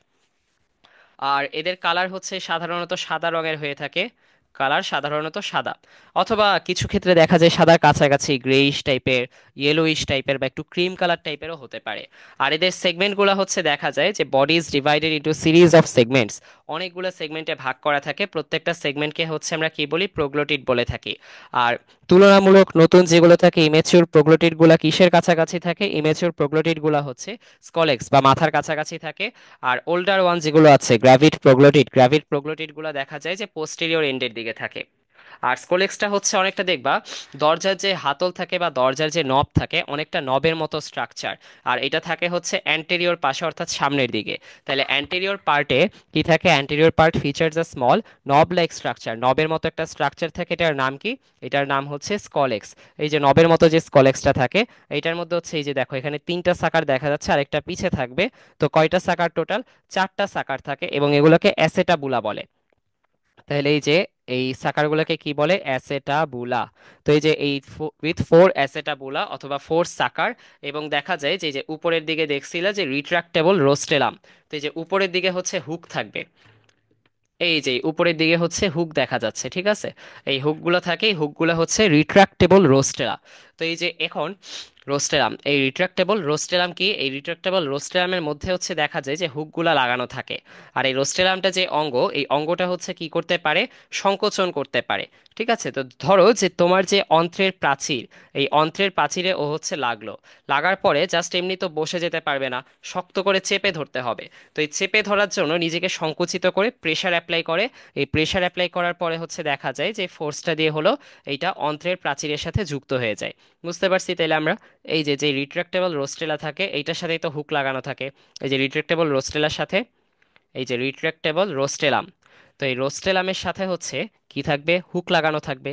এই রিট্রাক্টেবল রোস্টেলামের সাথে কি লাগানো থাকবে, রিট্রাক্টেবল রোস্টেলামের সাথে হচ্ছে হুক লাগানো থাকবে। এই হুকগুলা দিয়ে কি করবে, হুকগুলা দিয়ে হচ্ছে চেপে ধরবে, কি চেপে ধরবে, অন্ত্রের প্রাচীর, বা হচ্ছে আমরা বলতে পারি যে আমাদের যে এই অন্ত্রটা আছে, অন্ত্রের যে বাইরের পার্টটা, বা হচ্ছে আমরা বলতে পারি যে লেয়ারটা, বাইরের এক্সটার্নাল লেয়ারটা যে আছে, বা যেই লেয়ারটা হচ্ছে দেখা যাচ্ছে এর মতো মানে আমাদের অন্ননালীর পরে যেটা শুরু হয়েছে, যেটার সাথে এটা লেগে থাকবে, ওই লেগে থাকার জায়গাটাই হচ্ছে দেখা যায় যে যুক্ত হয়ে যায়। তো এই যুক্ত হয়ে যাওয়ার পরে এখন আমরা তারপর দেখব যে ওদের সিনকাইশাল টেগুমেন্টার কারণে যতই হাইড্রোক্লোরিক অ্যাসিড আসুক বা যাই আসুক না কেন, এটা সাধারণত নষ্ট হয়ে যায় না এবং ওরা লেগেই থাকে। ঠিক আছে, আচ্ছা, তো এটা হচ্ছে আমাদের গেল। তারপর হচ্ছে আমরা আসি, তাইলে এটা সাইজটা কেমন হয় স্কলেক্সের, এই যে মাথা, তো এখন মাথার সাইজটা হচ্ছে 0.6 থেকে 1 মিলিমিটার পর্যন্ত হয়। তো এটা কিন্তু আর মিটার হবে না, বুঝতেই পারতেছো যে মাথাটা অনেক ছোট। তাই না, এই যে পুরাটা হচ্ছে বাকিটুকু হচ্ছে এই যে যত মিটার 5 থেকে 8, আহ, আহ, 3 থেকে 5 মিটার যেটা আমরা বললাম, তো এই 3 থেকে 5 মিটার বাকিটুক মিলিয়ে, বাট মাথাটা অনেক ছোট না স্কলেক্সটা, স্কলেক্সটা কত হবে, স্কলেক্সটা হচ্ছে 0.6 থেকে 1 মিলিমিটার হবে মাত্র। তাহলে স্কলেক্সটার লেংথ কি, 0.6 থেকে 1 মিলিমিটার। আর নেকটা হচ্ছে স্কলেক্সের পিছেই থাকে, আনসেগমেন্টেড থাকে, এটা আমরা একটু আগেই বলেছি, এবং এটা কিন্তু একদম চিকন হবে এবং অনেক সরু হবে।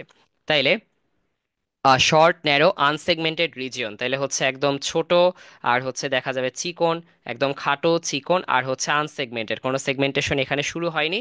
এই সেগমেন্টেশন ছাড়া যে রিজিয়নটা আছে, এটা হচ্ছে কোথায় থাকবে, কিসের পিছে, স্কোলেক্সের পিছে থাকবে, বাহাইন্ড দ্য স্কোলেক্স, এবং এটা কি হিসেবে ফাংশন করবে, এটা হচ্ছে গ্রোথ যে জোনটা হবে, এই গ্রোথ জোন হিসেবে হচ্ছে ফাংশন করছে। তাহলে ফাংশনিং অ্যাজ গ্রোথ জোন, তাহলে এই যে গ্রোথের জন্য যে জোনটা, এই গ্রোথের জোনটা হিসেবে কাজ করে কে, নেক। তাহলে একটু আগে আমরা বলছিলাম নেকটা হচ্ছে গ্রোথ জোন হিসেবে কাজ করে। আর এই গ্রোথ জোন থেকে আসলে কিসের গ্রোথ হয়, পরে যে সেগমেন্টগুলো আছে প্রোগ্লটিড, এই প্রোগ্লটিড প্রোডাকশনের জন্য গ্রোথ জোন হিসেবে কাজ করে। তারপর হচ্ছে আমরা সেই স্ট্রবিলাতে, স্ট্রবিলা মানেই কিন্তু প্রোগ্লটিড। ঠিক আছে, তাহলে মেইন বডির মধ্যে হচ্ছে 3 ধরনের প্রোগ্লটিড দেখা যায়, linear proglottid, the main body consists of linear proglottid, তাহলে লিনিয়ার প্রোগ্লটিড নিয়ে হচ্ছে মেইন বডিগুলো তৈরি। আর এগুলো হচ্ছে তিনভাবে আমরা ক্লাসিফাই করতে পারি, classified into immature proglottids, mature proglottids and gravid, আর গ্র্যাভিড প্রোগ্লোটিডস, আর এটা হচ্ছে ডেভেলপমেন্টাল স্টেজের উপর বেস করে। ইম্যাচিউর প্রোগ্লোটিড হচ্ছে দেখা যায় যে সাধারণত প্রথম 200টার মতো প্রোগ্লোটিড, ঠিক আছে, প্রথম 200টা যে আছে, একদম ফার্স্ট 200 প্রোগ্লোটিডগুলো হচ্ছে পুরোপুরি ডেভেলপড যে অর্গানগুলো থাকবে রিপ্রোডাকশনের জন্য, যে অর্গানগুলো হচ্ছে সাধারণত দেখা যায় যে একদম প্রথম দিকে কিন্তু পুরোপুরি ডেভেলপমেন্ট হয় না ওদের। তো এই যে এরা যে ডেভেলপমেন্টটা পুরোপুরি হয় নাই, like fully developed reproductive organ, এগুলাই হচ্ছে আমাদের ওই ইম্যাচিউর প্রোগ্লোটিড। তাহলে ইম্যাচিউর প্রোগ্লোটিডগুলো কোনগুলা? প্রথম যে 200টা আছে, প্রথম 200টার মধ্যে হচ্ছে দেখা যায় যে they lack wholly wholly developed reproductive organ বা কমপ্লিটলি বা ফুললি ডেভেলপড রিপ্রোডাক্টিভ অর্গান, এগুলো যেহেতু থাকে না পুরোপুরি ডেভেলপড রিপ্রোডাক্টিভ অর্গান, এই জন্য প্রথম 200টা প্রোগ্লোটিড হচ্ছে ইমেচিউর প্রোগ্লোটিড। তারপর হচ্ছে আমরা আসি মেল অনলি প্রোগ্লোটিড। তো এরপরে হচ্ছে দেখবা যে এরপরে কিন্তু ধীরে ধীরে রিপ্রোডাক্টিভ অর্গানগুলো ম্যাচিউরিটি লাভ করে, তারপর হচ্ছে ম্যাচিউর প্রোগ্লোটিড আসে। এই ম্যাচিউর প্রোগ্লোটিড আবার দুইটা ভাগে ভাগ করা যায়, একটা হচ্ছে যেগুলো মেল অনলি আর একটা হচ্ছে ফিমেল অনলি। একটা হচ্ছে যে মেল অনলি আর একটা হচ্ছে ফিমেল মেল দুইটাই আছে, মানে হার্মাফ্রোডিটিক। ঠিক আছে, তো এখন এই যে ফিমেল অনলি না কিন্তু মেল অনলি একটা আর হার্মাফ্রোডিটিক একটা। তো এখন হচ্ছে ইমেচিওরগুলার পরে, ইমেচিওরগুলো কতগুলো ছিল? 200টা। 200টার পর হচ্ছে 100 থেকে 150, 200 থেকে একটু কমে গেল, ঠিক আছে, 200 থেকে 100 কমাবা, তারপর 200-র সাথে 100 যোগ করবা, তাহলে হার্মাফ্রোডিটিক হচ্ছে 300 থেকে 400। আর মেল অনলি যেগুলা, বুঝতেই পারতেছো শুধু মেল মানে কম থাকবে এগুলা, তাহলে 100 থেকে 150টা প্রোগ্লোটিড হবে। আর এই যে পরে যে 100 থেকে 150টা মেল প্রোগ্লোটিড আছে, এই প্রোগ্লোটিডগুলোর মধ্যে হচ্ছে দেখা যাবে যে শুধুমাত্র মেল অনলি রিপ্রোডাক্টিভ অর্গান থাকবে। তাহলে মেল অনলি রিপ্রোডাক্টিভ অর্গান মানে শুধু পুং জননাঙ্গ থাকলে তখন হচ্ছে ওইটা কি মেল অনলি প্রোগ্লোটিড। আর ওইটা হচ্ছে প্রথম যে প্রোগ্লোটিডগুলো ছিল, প্রথম 200টা প্রোগ্লোটিড কি ছিল? ইম্যাচিউর। ইম্যাচিউরের পরের 100 থেকে 150টা হচ্ছে মেল অনলি প্রোগ্লোটিড। আর এই মেল অনলি প্রোগ্লোটিডের পরে হচ্ছে দেখা যায় যে নেক্সট 300 থেকে 400টা প্রোগ্লোটিড হচ্ছে বোথ মেল অর্গান আছে ফিমেল অর্গান আছে। তাহলে দেখতেই পাচ্ছ ধীরে ধীরে প্রোগ্লোটিডগুলো কি হচ্ছে? ডেভেলপড হচ্ছে। প্রথমগুলো হচ্ছে শুধুমাত্র মেল অনলি, তারপরে এগুলো দেখা যাচ্ছে যে মেল ফিমেল দুটাই আছে, মানে হার্মাফ্রোডিটিক। তো এই হার্মাফ্রোডিটিক যেগুলো আছে এগুলো কতগুলা? 300 থেকে 400টা প্রোগ্লোটিড, তার মানে মেল ফিমেল দুটাই আছে। আর গ্র্যাভিড প্রোগ্লোটিড হচ্ছে আবার দেখবা যে 150 থেকে 200টার মতো, এগুলো হচ্ছে একদম শেষে থাকে পোস্টেরিয়র এন্ডের দিকে, এদেরকে টার্মিনাল প্রোগ্লোটিডও বলা হয়।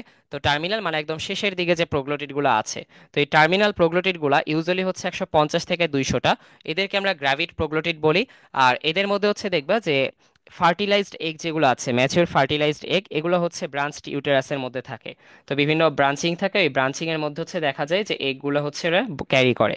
তো এই কিসে ব্রাঞ্চিং থাকে? ইউটেরাসে ব্রাঞ্চিং থাকে। তো এখন এই যে এই ফিমেল রিপ্রোডাক্টিভ অর্গান যেটা আছে ওটার মধ্যে হচ্ছে দেখা যায় যে ব্রাঞ্চিংটা থাকে, আর এই ব্রাঞ্চিং এর মধ্যে হচ্ছে ওরা এগটা ক্যারি করে, এবং এই এগটা ক্যারি করে হচ্ছে পরবর্তীতে দেখা যায় যে এই প্রোগ্লোটিডগুলা এই যে পুরা বডিটা আছে, বডি থেকে হচ্ছে ডিটাচড হয়ে যায়। কোন প্রোগ্লোটিডগুলা? গ্র্যাভিড প্রোগ্লোটিডগুলা। মানে এই যে পুরা গ্র্যাভিড প্রোগ্লোটিডটাই হচ্ছে দেখা যাবে যে ডিটাচড হয়ে যাবে। ডিটাচড হয়ে যাবে কোত্থেকে? এই যে পুরা যে বডিটা আছে, পুরা বডিটা অর্থাৎ স্ট্রবিলা থেকে হচ্ছে ডিটাচড হয়ে যাবে। ডিটাচড হয়ে যাওয়ার পরে যে হোস্ট আছে ওই হোস্টের ফিসেসের সাথে হচ্ছে চলে যাবে। তার মানে মানুষের যে বর্জ্য আছে ওই বর্জ্যের মাধ্যমে হচ্ছে এটা বের হয়ে যাবে। এবং এইটার একটা নাম আছে, এই নামটা হচ্ছে অ্যাপোলাইসিস। অ্যাপোলাইসিস, এই যে লাইসিস মানে কি? লাইসিস মানে হচ্ছে ভেঙে যাচ্ছে, বা এই যে এইখানে এই প্রোগ্লোটিডগুলো যে ভেঙে যায়, এই ভেঙে যাওয়ার প্রসেসটা হচ্ছে অ্যাপোলাইসিস। ওকে। আর হচ্ছে এই যে সিঙ্কাইশিয়াল টেগুমেন্ট থাকে বডির মধ্যে, এটা হচ্ছে বিভিন্ন ডাইজেস্টিভ এনজাইম যেগুলো হচ্ছে সাধারণত খাদ্য গলাইতে বা খাদ্য হচ্ছে ভেঙে ফেলতে, ওই জটিল খাদ্য ভেঙে সরল খাদ্য করার জন্য ব্যবহার করা হয়। এবং ওটা যদি সামহাও এই টেগোমেনটা ভেদ করে ভিতরে চলে যেতে পারতো বা টেগোমেন না থাকতো, তাহলে আমাদের দেহের মধ্যে যখন টিনিয়া সোলিয়াম আসতো ওটাকেও গলিয়ে ফেলতে পারতো। যে তুমি কে, তোমাকে আমি চিনি না, তোমাকেও গলিয়ে ফেলবো। তো এখন হচ্ছে এটা পারে না, সেটার কারণ হচ্ছে এই বাইরে যে সিঙ্কাইশাল টেগোমেনটা থাকে ওটা হচ্ছে রেজিস্ট্যান্ট, বা ওটা দেখা যায় যে সাধারণত ওটার কি হয় না, ওটা শক্তপোক্ত থাকে দেখে ওটার কোনো ধরনের এই হরমোন এনজাইম, তারপর হচ্ছে বিভিন্ন ধরনের যে ওই কেমিক্যালগুলো আছে ওগুলোর সাথে সংস্পর্শে আসলেও কিছু হয় না। তারপর হচ্ছে মাসেলগুলো কেমন হয়? মাসেলগুলো হচ্ছে এটা সার্কুলার হতে পারে, লঙ্গিচুডিনাল হতে পারে টেপ ফর্মের। আচ্ছা, তো এটার পর হচ্ছে প্ল্যানেরিয়া। এই প্ল্যানেরিয়া হচ্ছে আমরা দেখি যে প্ল্যানেরিয়া কিন্তু বিভিন্ন জায়গাতেই পাওয়া যায়, পৃথিবীর প্রায় সব জায়গাতেই পাওয়া যায় ভেরিয়াস পার্টে। আর তারপর হচ্ছে কমনলি হচ্ছে এদেরকে লোনা পানি যেগুলো আছে, লোনা পানিতে পাবো, মিঠা পানিতে পাবো। তো মিঠা পানির মধ্যে যে পুকুর টুকুর, তারপর মোহনার মধ্যে পাওয়া যাবে অর্থাৎ স্ট্রিমে পাওয়া যাবে। তাহলে হচ্ছে কমনলি এদেরকে আমরা সল্ট ওয়াটারে দেখবো, ফ্রেশ ওয়াটার পন্ড যেগুলো আছে, পন্ড রিভার, তারপর এই যে স্ট্রিম যেগুলো, যেখানে হচ্ছে যে মোহনা স্রোত টোত বেশি, এই সমস্ত জায়গাতেও হচ্ছে আমরা দেখতে পাবো। তারপর এদের যে হ্যাবিটেটগুলো আছে তার মধ্যে যদি আমরা টেরেস্ট্রিয়ালের কথা চিন্তা করি, টেরেস্ট্রিয়াল এনভায়রনমেন্ট কোথায় কোথায় পাওয়া যায়? স্থলের মধ্যে হচ্ছে দেখা যায় যে গাছের গুঁড়ি যে আছে লগে পাওয়া যায়। তারপর হচ্ছে একদম জাস্ট নর্মাল বালুর নর্মাল মাটির মধ্যে পাওয়া যায়, সয়েলের মধ্যে পাওয়া যায়। অনেক সময় বিভিন্ন আর্দ্র এলাকার মধ্যে যে উদ্ভিদগুলা থাকে, ওই আর্দ্র এলাকার মধ্যে যে উদ্ভিদগুলো আছে ওই উদ্ভিদগুলোর মধ্যেও পাওয়া যায়। ইউজুয়ালি হচ্ছে গ্রীষ্মমণ্ডলীয় এলাকা যেগুলো, ওগুলোর মধ্যে দেখা যায় অনেক সময়। তারপর হচ্ছে ফ্রেশ ওয়াটার প্রেফারেন্সেস। তো মেজরিটি যে স্পিসিসগুলো আছে এগুলো হচ্ছে দেখা যায় যে স্বাদু পানির মধ্যে এদেরকে পাওয়া যায়। তাহলে মেজরিটি অফ স্পিসিস কোথায় পাওয়া যায়? ফ্রেশ ওয়াটারে পাওয়া যায়। তাহলে ফ্রেশ ওয়াটার ইকোসিস্টেমের মধ্যেই বেশিরভাগ থাকে। তারপর অ্যাডাপ্টেশনের ক্ষেত্রে হচ্ছে দেখা যায় যে এরা কিন্তু বিভিন্ন ধরনের মানে জলবায়ু পরিবর্তন, তারপর বিভিন্ন ধরনের আবহাওয়া চেঞ্জ যে হয় এগুলোর সাথে খাপ খাইয়ে নিতে সক্ষম। তো এই যে মেরিন মানে দেখবা যে ফ্রেশ ওয়াটারের মধ্যে বেশিরভাগ থাকলেও এরা কিন্তু লবণাক্ত পানির মধ্যেও থাকতে পারে। আবার বিভিন্ন ধরনের মনে করো যে স্থলের মধ্যেই হচ্ছে বিভিন্ন কন্ডিশন চেঞ্জ হয়, তো অনেক সময় আবহাওয়া বদলায়, পরিবর্তন হয়, ওটার সাথে ওরা মানিয়ে নিতে পারে। তার মানে they can adapt with various source of diverse habitats, or we can say that they can adapt with marine habitat or terrestrial conditions, এরকম বিভিন্ন ধরনের কন্ডিশনের সাথে মানিয়ে নিতে পারে। আর এদের ডায়েটটা হচ্ছে, এরা কিরকম, এরা হচ্ছে সাধারণত দেখা যায় যে এই যে এরকম পচা টচা জায়গায় যে থাকে, এই কারণে এরা হচ্ছে ওই শকুন যেরকম স্ক্যাভেঞ্জার, এরা হচ্ছে স্ক্যাভেঞ্জার, অর্থাৎ এরা দেখা যায় যে বর্জ্য খেয়ে হচ্ছে বেঁচে থাকে। আবার এমনও হতে পারে যে এরা বিভিন্ন সময় হচ্ছে এই মলাস্কার যে ছোট ছোট বাচ্চা বা লার্ভা টাইপের ইয়ে থাকে, ফ্রেশ ওয়াটার গ্যাস্ট্রোপড যেগুলো, ওই ফ্রেশ ওয়াটার গ্যাস্ট্রোপড ছোট ছোট যেগুলো ওদেরকে হচ্ছে খায়।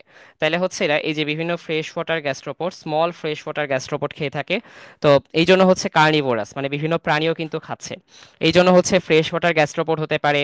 তারপর এরা হচ্ছে এক ধরনের ওয়ার্ম খেয়ে থাকে, ওয়ার্মটা হচ্ছে টিউবি ফিসিড ওয়ার্ম। তাহলে টিউবি ফিসিড ওয়ার্ম খায়। তো এত কিছু মনে রাখা লাগবে না, ঠিক আছে? এই ডায়েটের মধ্যে তুমি বলবা জাস্ট কার্নিভোরাস অর স্কেভেঞ্জার্স, এরকম বলে দিলেই হচ্ছে হবে। তো এত ডিটেলস যদি তো বলতে চাও তাহলে হচ্ছে এই ওয়ার্মটা হচ্ছে টিউবিফিসিড ওয়ার্ম।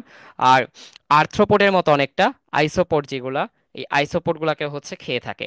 আর ফ্রেশ ওয়াটার গ্যাস্ট্রোপোডও খায়, এবং হচ্ছে দেখা যায় যে স্ক্যাভেঞ্জার হিসেবেও থাকে। ওকে, আচ্ছা তারপর হচ্ছে আমরা আসি। আর এদের যে বডি শেপ, বডিটা দেখবা যে এই প্ল্যানেরিয়ার ক্ষেত্রে বডিটা হচ্ছে সফট হবে, অনেক নরম থাকবে এদের। ওই যে সিঙ্কাইশাল টেগুমেন্টের কথা যেটা আমরা একটু আগে বলছিলাম, ওটার কারণে হচ্ছে দেখবা যে সফট বডি থাকার পরেও কিন্তু টিনিয়ার হচ্ছে তেমন সমস্যা হতো না, কারণ ওই যে মানে গলায় ফেলতে পারতো না ওকে কেউ। তো এখানে হচ্ছে ইউজুয়ালি তুমি দেখবা যে ফিতা ক্রিম বা প্লাটিহেল মিনথেস টাইপের যে যেগুলো যেগুলো আমরা দেখবো, এদের বডি কিন্তু একটু সফটই হবে। হার্ড বডি আসা শুরু করে যখন উন্নত হয়। যেমন তুমি যখন হচ্ছে তেলাপোকার কেসে দেখবা তখন হচ্ছে ওদের কিন্তু ওই যে ওই কিউটিকল থাকবে, কাইটিন যুক্ত কিউটিকল, মানে হার্ড বডি হবে তখন। আচ্ছা, তো এইটা সফট বডি। তারপরে এর হচ্ছে চ্যাপ্টা ফ্ল্যাটেন্ড। আর এর সিমেট্রিটা কি bilaterally symmetrical with a tapering body structure. Tapering body বলতে হচ্ছে একদিকে হচ্ছে চওড়া, আরেকদিকে হচ্ছে ওই চওড়া থেকে হচ্ছে ক্রমাগত চিকন হতে থাকে। আর এদের যে বডির রেঞ্জটা, লেংথটা কেমন হয়? লেংথটা দেখা যায় এরা রিলেটিভলি ছোট হয়। আর আমরা যদি ইঞ্চিতে মনে রাখতে চাই তাহলে হচ্ছে মোটামুটি সহজে মনে রাখতে পারবো। 1/8 থেকে হচ্ছে 1 ইঞ্চি পর্যন্ত হচ্ছে দেখা যায় হয়ে থাকে। তো এখন ওইটাকে যদি আবার আমরা সেন্টিমিটারে মনে রাখতে চাই তাও মনে রাখা যাবে। সেন্টিমিটার হচ্ছে 1 ইঞ্চি কত সেন্টিমিটার সবাই তো জানি নিশ্চয়ই, 2.5 সেন্টিমিটার। অলমোস্ট 2.5 সেন্টিমিটার পর্যন্ত রিচ করতে পারে কোত্থেকে? 0.32 থেকে। তাইলে 0.32 থেকে 2.54 সেন্টিমিটার পর্যন্ত এটা রিচ করতে পারে। তাহলে কত সেন্টিমিটার পর্যন্ত প্ল্যানেরিয়ার লেংথ হতে পারে? 0.32 সেন্টিমিটার থেকে 2.54 সেন্টিমিটার পর্যন্ত। ঠিক আছে? আর এটা অনেক বড় হতে পারে। অনেক বড় বলতে কি, এটা 2 ফিট পর্যন্ত রিচ করতে পারে। 2 ফিট মানে কত? এই যে 60 সেন্টিমিটার পর্যন্ত রিচ করতে পারে। তো এত পর্যন্ত এটা যেতে পারে, বাট ইউজুয়ালি যায় কতটুক? 0.32 থেকে 2.54 সেন্টিমিটার পর্যন্ত। আর এদের কালারেশনও হচ্ছে অনেকটা এই টিনিয়া সোলিয়ামের মতোই, হোয়াইটিশ টাইপের হয়, গ্রে টাইপের দেখা যায়। আর আবার অনেকগুলো হচ্ছে ডার্কও দেখা যায়, যেমন ব্রাউন, ব্ল্যাক, এগুলো দেখা যায়। টিনিয়া কিন্তু আমরা দেখলাম যে লাইট কালারের হয়। ঠিক আছে? তো এখন টিপিক্যালি হচ্ছে হোয়াইট বা গ্রেইশ টাইপের কালার দেখা যায়। আবার হচ্ছে অনেক সময় দেখা যায় যে ট্রান্সপারেন্ট হইতে পারে, মানে একদম স্বচ্ছ। তারপর হচ্ছে দেখবা যে অনেক সময় ব্রাইটলি কালারডও হইতে পারে, ওই যে ইয়েলোইশ টাইপের একটা কালার। আর অনেক রেয়ার কেসে হচ্ছে দেখা যায় যে এরা ব্রাউন অথবা হচ্ছে ব্ল্যাক টাইপের কোনো শেড হচ্ছে ধারণ করছে। ঠিক আছে? আর এরা অনেক সময় স্ট্রাইপড হতে পারে। এগুলো হচ্ছে জাস্ট নর্মাল কথাবার্তা, একটু মনে রাখলা, বা জাস্ট তোমার এটা মেনশন করে দিলেই হবে যে হোয়াইটিশ গ্রেইশ এরকম টাইপের কালার দেখা যায়। আর এদের কিন্তু নেভিগেশনের জন্য হচ্ছে দেখা যায় যে আই স্পট নামের একটা বিশেষ অঙ্গ থাকে। এই আই স্পটটা দিয়ে হচ্ছে এরা নেভিগেট করতে পারে। নেভিগেট হচ্ছে কোন দিকে যাচ্ছে, কোন ডাইরেকশনে যাচ্ছে, বা কোন ডাইরেকশন থেকে প্রেডিটর আসছে, বা কোন দিকে হচ্ছে আলো দেখা যাচ্ছে। তো এখন এদের একদম সিম্পল স্ট্রাকচার, আমাদের চোখ দিয়ে যেমন আমরা সবকিছু একদম পর্যবেক্ষণ করতে পারছি ওরকম না, ওরা জাস্ট দেখতে পারে আলোটা কোন দিক দিয়ে আসতেছে। এই জন্য এটাকে আমরা আয়না বলে আই স্পট বলে থাকি। ঠিক আছে, ওই উপরে দেখবা দুইটা আই স্পট দেখা যায় এদের যেই বডিটা, এই যে দেখবা যে উপরে এই যে আই স্পট দেখা যাচ্ছে, এই দেখছো আই স্পটটা দেখা যায়, এই আই স্পটটা হচ্ছে এই উপরের দিকে দেখবা। আর এখন এই যে আই স্পটটা হচ্ছে সিম্পল সেন্সরি স্ট্রাকচার, এটা হচ্ছে হেডের মধ্যে থাকে, আর এই মাথায় থেকে হচ্ছে এটা কি করে, লাইট ডিটেক্ট করতে পারে। লাইটটা কতটুকু তীব্র বা কতটুকু মৃদু এই পরিমাণ এইটুক হচ্ছে এরা নেভিগেট করতে, মানে এইটুক বুঝে হচ্ছে এরা নেভিগেশন করতে পারে, তারপর বুঝতে পারে যে এইদিকে আলো আছে, এইদিকে যেতে হবে। তারপর এদের মাউথের লোকেশনটা হচ্ছে ভেন্ট্রাল সারফেসের মাঝামাঝি থাকে। তো এই যে ভেন্ট্রাল সারফেসের মাঝামাঝি হচ্ছে দেখবা যে মাউথটা হচ্ছে দেখা যায়। এই যে এটা হচ্ছে ভেন্ট্রাল অর্থাৎ বক্ষীয় দিক। তো প্রথমটা হচ্ছে ডর্সাল ভিউ, ঠিক আছে, পিঠের দিকে। আর এই যে এই সিটা হচ্ছে দেখবা ভেন্ট্রাল ভিউ, আর এই বিটা হচ্ছে ল্যাটারাল বা হচ্ছে পার্শীয় ভিউ। তো ল্যাটারাল ভিউটা আমাদের লাগবে না, আমাদের ডর্সাল আর হচ্ছে এই ভেন্ট্রাল ভিউটা মনে রাখা লাগবে। আর এই ডর্সাল এই ভেন্ট্রাল ভিউটার ক্ষেত্রে দেখো এই যে মাউথটা কোথায়, এখানে মাউথ মানে একদম মাঝামাঝি। তাইলে হচ্ছে মাউথটা আমরা কোথায় দেখছি, মাউথটা হচ্ছে middle of the ventral surface. তাহলে ভেন্ট্রাল সারফেসের মাঝখানে হচ্ছে মাউথটা আছে। তারপর ফেরিংসের কথা যদি বলি, ফেরিংস হচ্ছে tube like structure that extends from the mouth to capture prey. তাহলে হচ্ছে ফেরিংস হচ্ছে অনেকটা টিউবের মতো স্ট্রাকচার। এই যে ফেরিংসটা কই গেল, এই যে দেখো, এই ফেরিংসটা হচ্ছে এখান দিয়ে শুরু হয়, এই টিউবের মতো একটা স্ট্রাকচার থাকে, এই যে দিক দিয়ে দেখা যাচ্ছে নিশ্চয়ই। আচ্ছা, তো ফিলিংসটা হচ্ছে আমরা দেখলাম যে অনেকটা টিউবের মতো স্ট্রাকচার। এটা হচ্ছে এই যে মাউথটা তো এইদিকে থাকে, এই মাউথটার এই পিছন দিক দিয়ে হচ্ছে আমরা বুঝতে পারতেছি না, এখান দিয়ে হচ্ছে বোঝা যাচ্ছে পাশ দিয়ে। এই পাশ দিয়ে হচ্ছে এখান দিয়ে এই যে মাউথটা আছে, এই দেখছো এই যে মাউথটা এখানে। আর এই মাউথ দিয়ে হচ্ছে আমাদের দেখা যায় যে এই ফেরিংসটার ওপেনিংটা শুরু হয়। এই যে ফেরিংসটা হচ্ছে এই দিক দিয়ে হচ্ছে আসতেছে। ঠিক আছে, ওপেনিং অফ ফেরিংস বোঝা যাচ্ছে তাইলে। তো এখন এখান দিয়ে আমরা ফেরিংসটা দেখতে পারলাম, tube like structure extends from the mouth to capture prey, আর ক্যাপাবল অফ এক্সটার্নাল ডাইজেশন। তো বাহ্যিক পরিপাকের জন্য কিন্তু এই ফেরিংসটা হচ্ছে ক্যাপাবিলিটি আছে, মানে ওর ভিতরে পরিপাক করতে হয় না। ওকে, তারপর হচ্ছে রিজেনারেশন। আর এদের একটা স্পেশাল ক্যাপাবিলিটি আছে, সেটা হচ্ছে এদের বডি যদি তুমি একটা স্লাইস হয়ে গেল মনে করো, সামহাও বডিটাকে কেটে দুই ভাগ করে ফেলা, তারপর দেখবা যে দুইটা ভাগ থেকে আলাদা আলাদা করে আবার হচ্ছে দুইটা তৈরি হবে। আবার ওই দুইটাকে আবার দুই ভাগ করলে এখান থেকে আবার চারটা তৈরি হবে। এইভাবে করে হচ্ছে বডিগুলোকে যত ভাগ করবা ততবার হচ্ছে না রিজেনারেট করতে পারবে। তারপর এদের হচ্ছে দেখা যায় যে মেল ফিমেল দুইটা রিপ্রোডাক্টিভ অর্গানই আছে ইন্ডিভিজুয়াল সিঙ্গেলের মধ্যে, তার মানে এদের মধ্যেও হার্মাফ্রোডিটিক বলতে পারি আমরা। তারপর লোকোমোশন হচ্ছে এদের ভেন্ট্রাল সাইড, মানে হচ্ছে বুকের দিকে হচ্ছে দেখবা যে বক্ষীয় পাশে সিলিয়া থাকে। তো এই সিলিয়া থাকার পরে হচ্ছে দেখা যায় যে সাথে সাথে এরা মিউকাসও নিঃসরণ করে। তাহলে সিলিয়া তো এমনিতে থাকে, সিলিয়া দিয়ে চলতে পারে, আবার ঘর্ষণ কমানোর জন্য এরা মিউকাস নিঃসরণ করে বা মিউকাস সিক্রেট করে। এই মিউকাস সিক্রেশনের ফলে হচ্ছে ওটা দিয়ে ওরা চলাচল করতে পারে। তারপরে হচ্ছে সফট বডি কনসিস্টেন্সি। তো এরা হচ্ছে দেখবা যে নন সেগমেন্টেড থাকে, সফট বডিড, নন সেগমেন্টেড। তারপর এদের হচ্ছে ইলাস্টিসিটির ক্যাপাবিলিটি আছে বা ইলাস্টিক বলতে পারি। আর ইলাস্টিক মানে হচ্ছে ফ্লেক্সিবল, তাহলে ফ্লেক্সিবল বডি। আর এটা হচ্ছে দেখা যায় যে বিভিন্ন ধরনের প্রতিকূল পরিবেশের মধ্যে দিয়েও বা বিভিন্ন ধরনের একটু যেখান দিয়ে যাওয়া চলাচল করা মুশকিল ওইরকম ডাইভার্স এনভায়রনমেন্টের মধ্যে দিয়েও এরা হচ্ছে চলাচল করতে পারে। তারপর হচ্ছে স্ট্রাইপিং এন্ড মার্কিং, এটা তো আমরা আগেই বলেছিলাম কলারেশনের মধ্যে, যে এদের মধ্যে হচ্ছে দেখা যায় যে বিভিন্ন স্পিসিজের মধ্যে হচ্ছে স্ট্রাইপ দেখা যায় অথবা স্ট্রিক দেখা যায়। আর এটা হচ্ছে ক্যামোফ্লেজের জন্য হলো এরা ইউজ করে থাকে। ঠিক আছে, বিভিন্ন ধরনের যে প্রেডিটর থাকে ওই প্রেডিটরদের ধোকা দেওয়ার জন্য হচ্ছে ইউজ করে। তারপর গাটটা হচ্ছে দেখা যায় যে ডাইজেস্টিভ সিস্টেম, যেটা এদের ডাইজেস্টিভ সিস্টেম আবার আগের দুইটার মতন, এদের ডাইজেস্টিভ সিস্টেমটা বেশ ভালো। ঠিক আছে, এদের ডাইজেস্টিভ সিস্টেম হচ্ছে ব্রাঞ্চড থাকে। আর দেখা যায় যে কিছু ফুড আবার বাইরে থেকেই, ওই যে আমরা যেটা দেখলাম ফেরিংস, এই মুখ থেকে হচ্ছে ফেরিংসটা যে বের হয়েছে, ফেরিংসটা বের হওয়ার পরে ওই ফেরিংস দিয়ে কিন্তু ওরা হচ্ছে দেখা যায় যে পার্শিয়ালি বাইরেই হচ্ছে পরিপাকের কিছু কাজ সম্পন্ন করে নেয়। তারপর হচ্ছে ভিতরে গিয়ে আবার বাকিটুকু হচ্ছে দেখা যায় যে শোষণ হচ্ছে।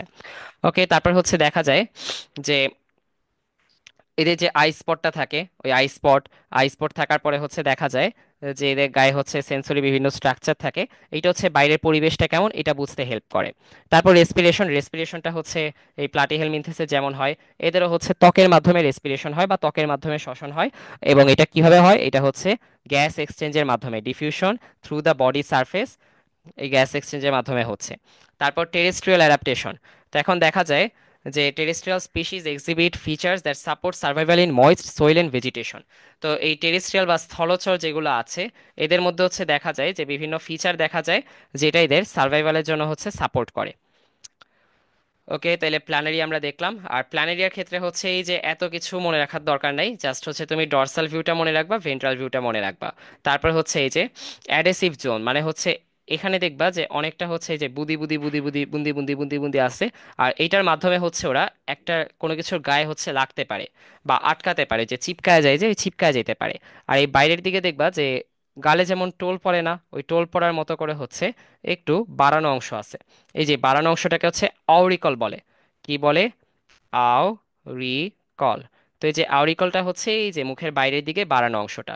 আর এই যে এই জোনটা, এটা হচ্ছে অ্যাডেসিভ জোন, যেটা দিয়ে হচ্ছে লেগে যেতে পারে কোনো কিছুতে।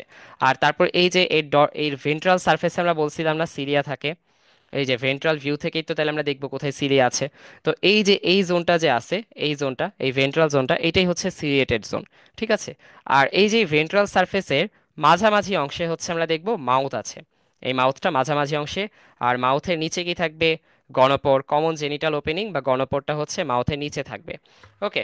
আর তুমি চাইলে হচ্ছে মাউথ থেকে হচ্ছে ফেরিংসটা বের করে হচ্ছে দেখাইতে পারো, যে ইভার্টেড ফিরিংস বা বের হয়ে থাকা ফিরিংসটা এরকম দেখায়। এই জাস্ট তুমি হচ্ছে যদি এই আইটা হচ্ছে মেনশন করতে চাও, আইটা মেনশন করতে চাইলে তুমি ডর্সাল সারফেসটা দেখাতে পারো, যেহেতু আইটা হচ্ছে ডর্সাল পার্টে থাকে। ওকে, তো এটা হচ্ছে আমাদের গেল প্ল্যানারিয়া। তো আমাদের কিন্তু প্লাটিহেলমিনথেস শেষ।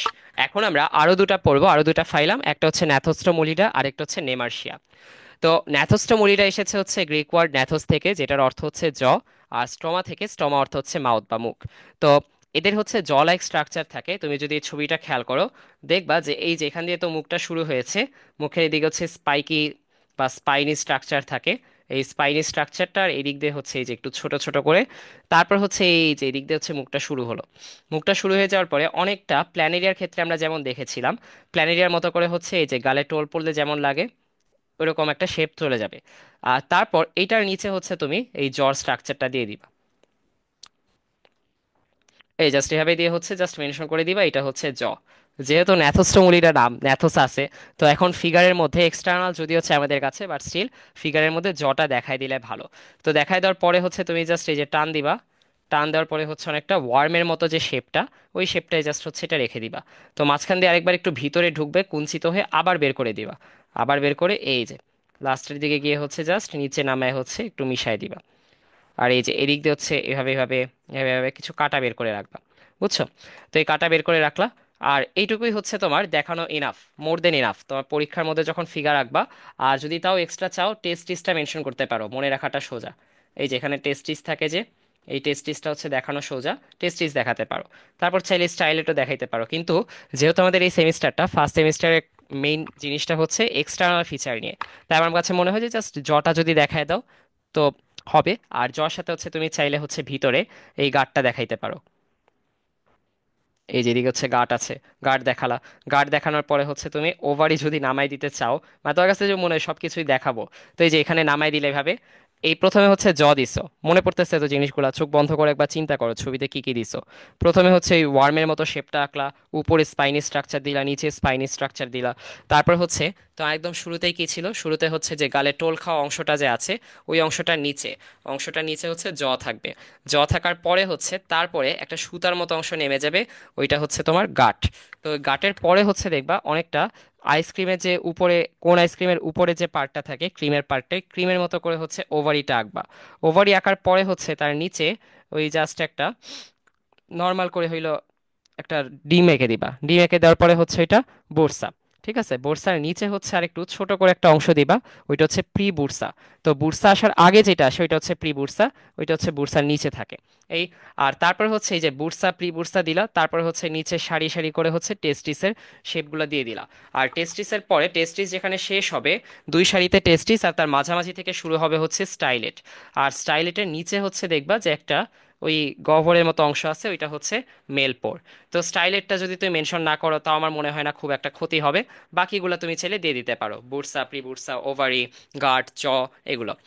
আর সিস্টেমেটিক পজিশনটা এই ন্যাথোস্টোমুলিরার জন্য দরকার নেই। তারপর হচ্ছে আমরা হ্যাবিটেটে আসি। হ্যাবিটেটের মধ্যে দেখবা যে এটা এক্সক্লুসিভলি মেরিন হয়, বেশিরভাগই সামুদ্রিক। তো এখন তুমি অনেকগুলাই দেখবা যে এক্সক্লুসিভলি মেরিন হয়, যে যেমন নেমার্শিয়ার ক্ষেত্রেও হচ্ছে দেখবা যে এরাও কিন্তু প্রিডমিনেন্টলি মেরিন। এই পরে আমরা আরেকটা ফাইলামে আসতেছি, নেমার্শিয়া, এটা শেষ করে। আর ন্যাথোস্টোমুলিরা হচ্ছে এছাড়াও কোথায় দেখা যায়, এছাড়াও হচ্ছে দেখা যায় যে সমস্ত জায়গায় অর্গানিক ম্যাটেরিয়াল বেশি পাওয়া যায় বা জৈব পদার্থ বেশি পাওয়া যায়, ডেট্রাইটাস রিচ স্যান্ড যেগুলো আমরা বলি, ওই ডেট্রাইটাস রিচ স্যান্ডের মধ্যে হচ্ছে এদেরকে পাওয়া যায়।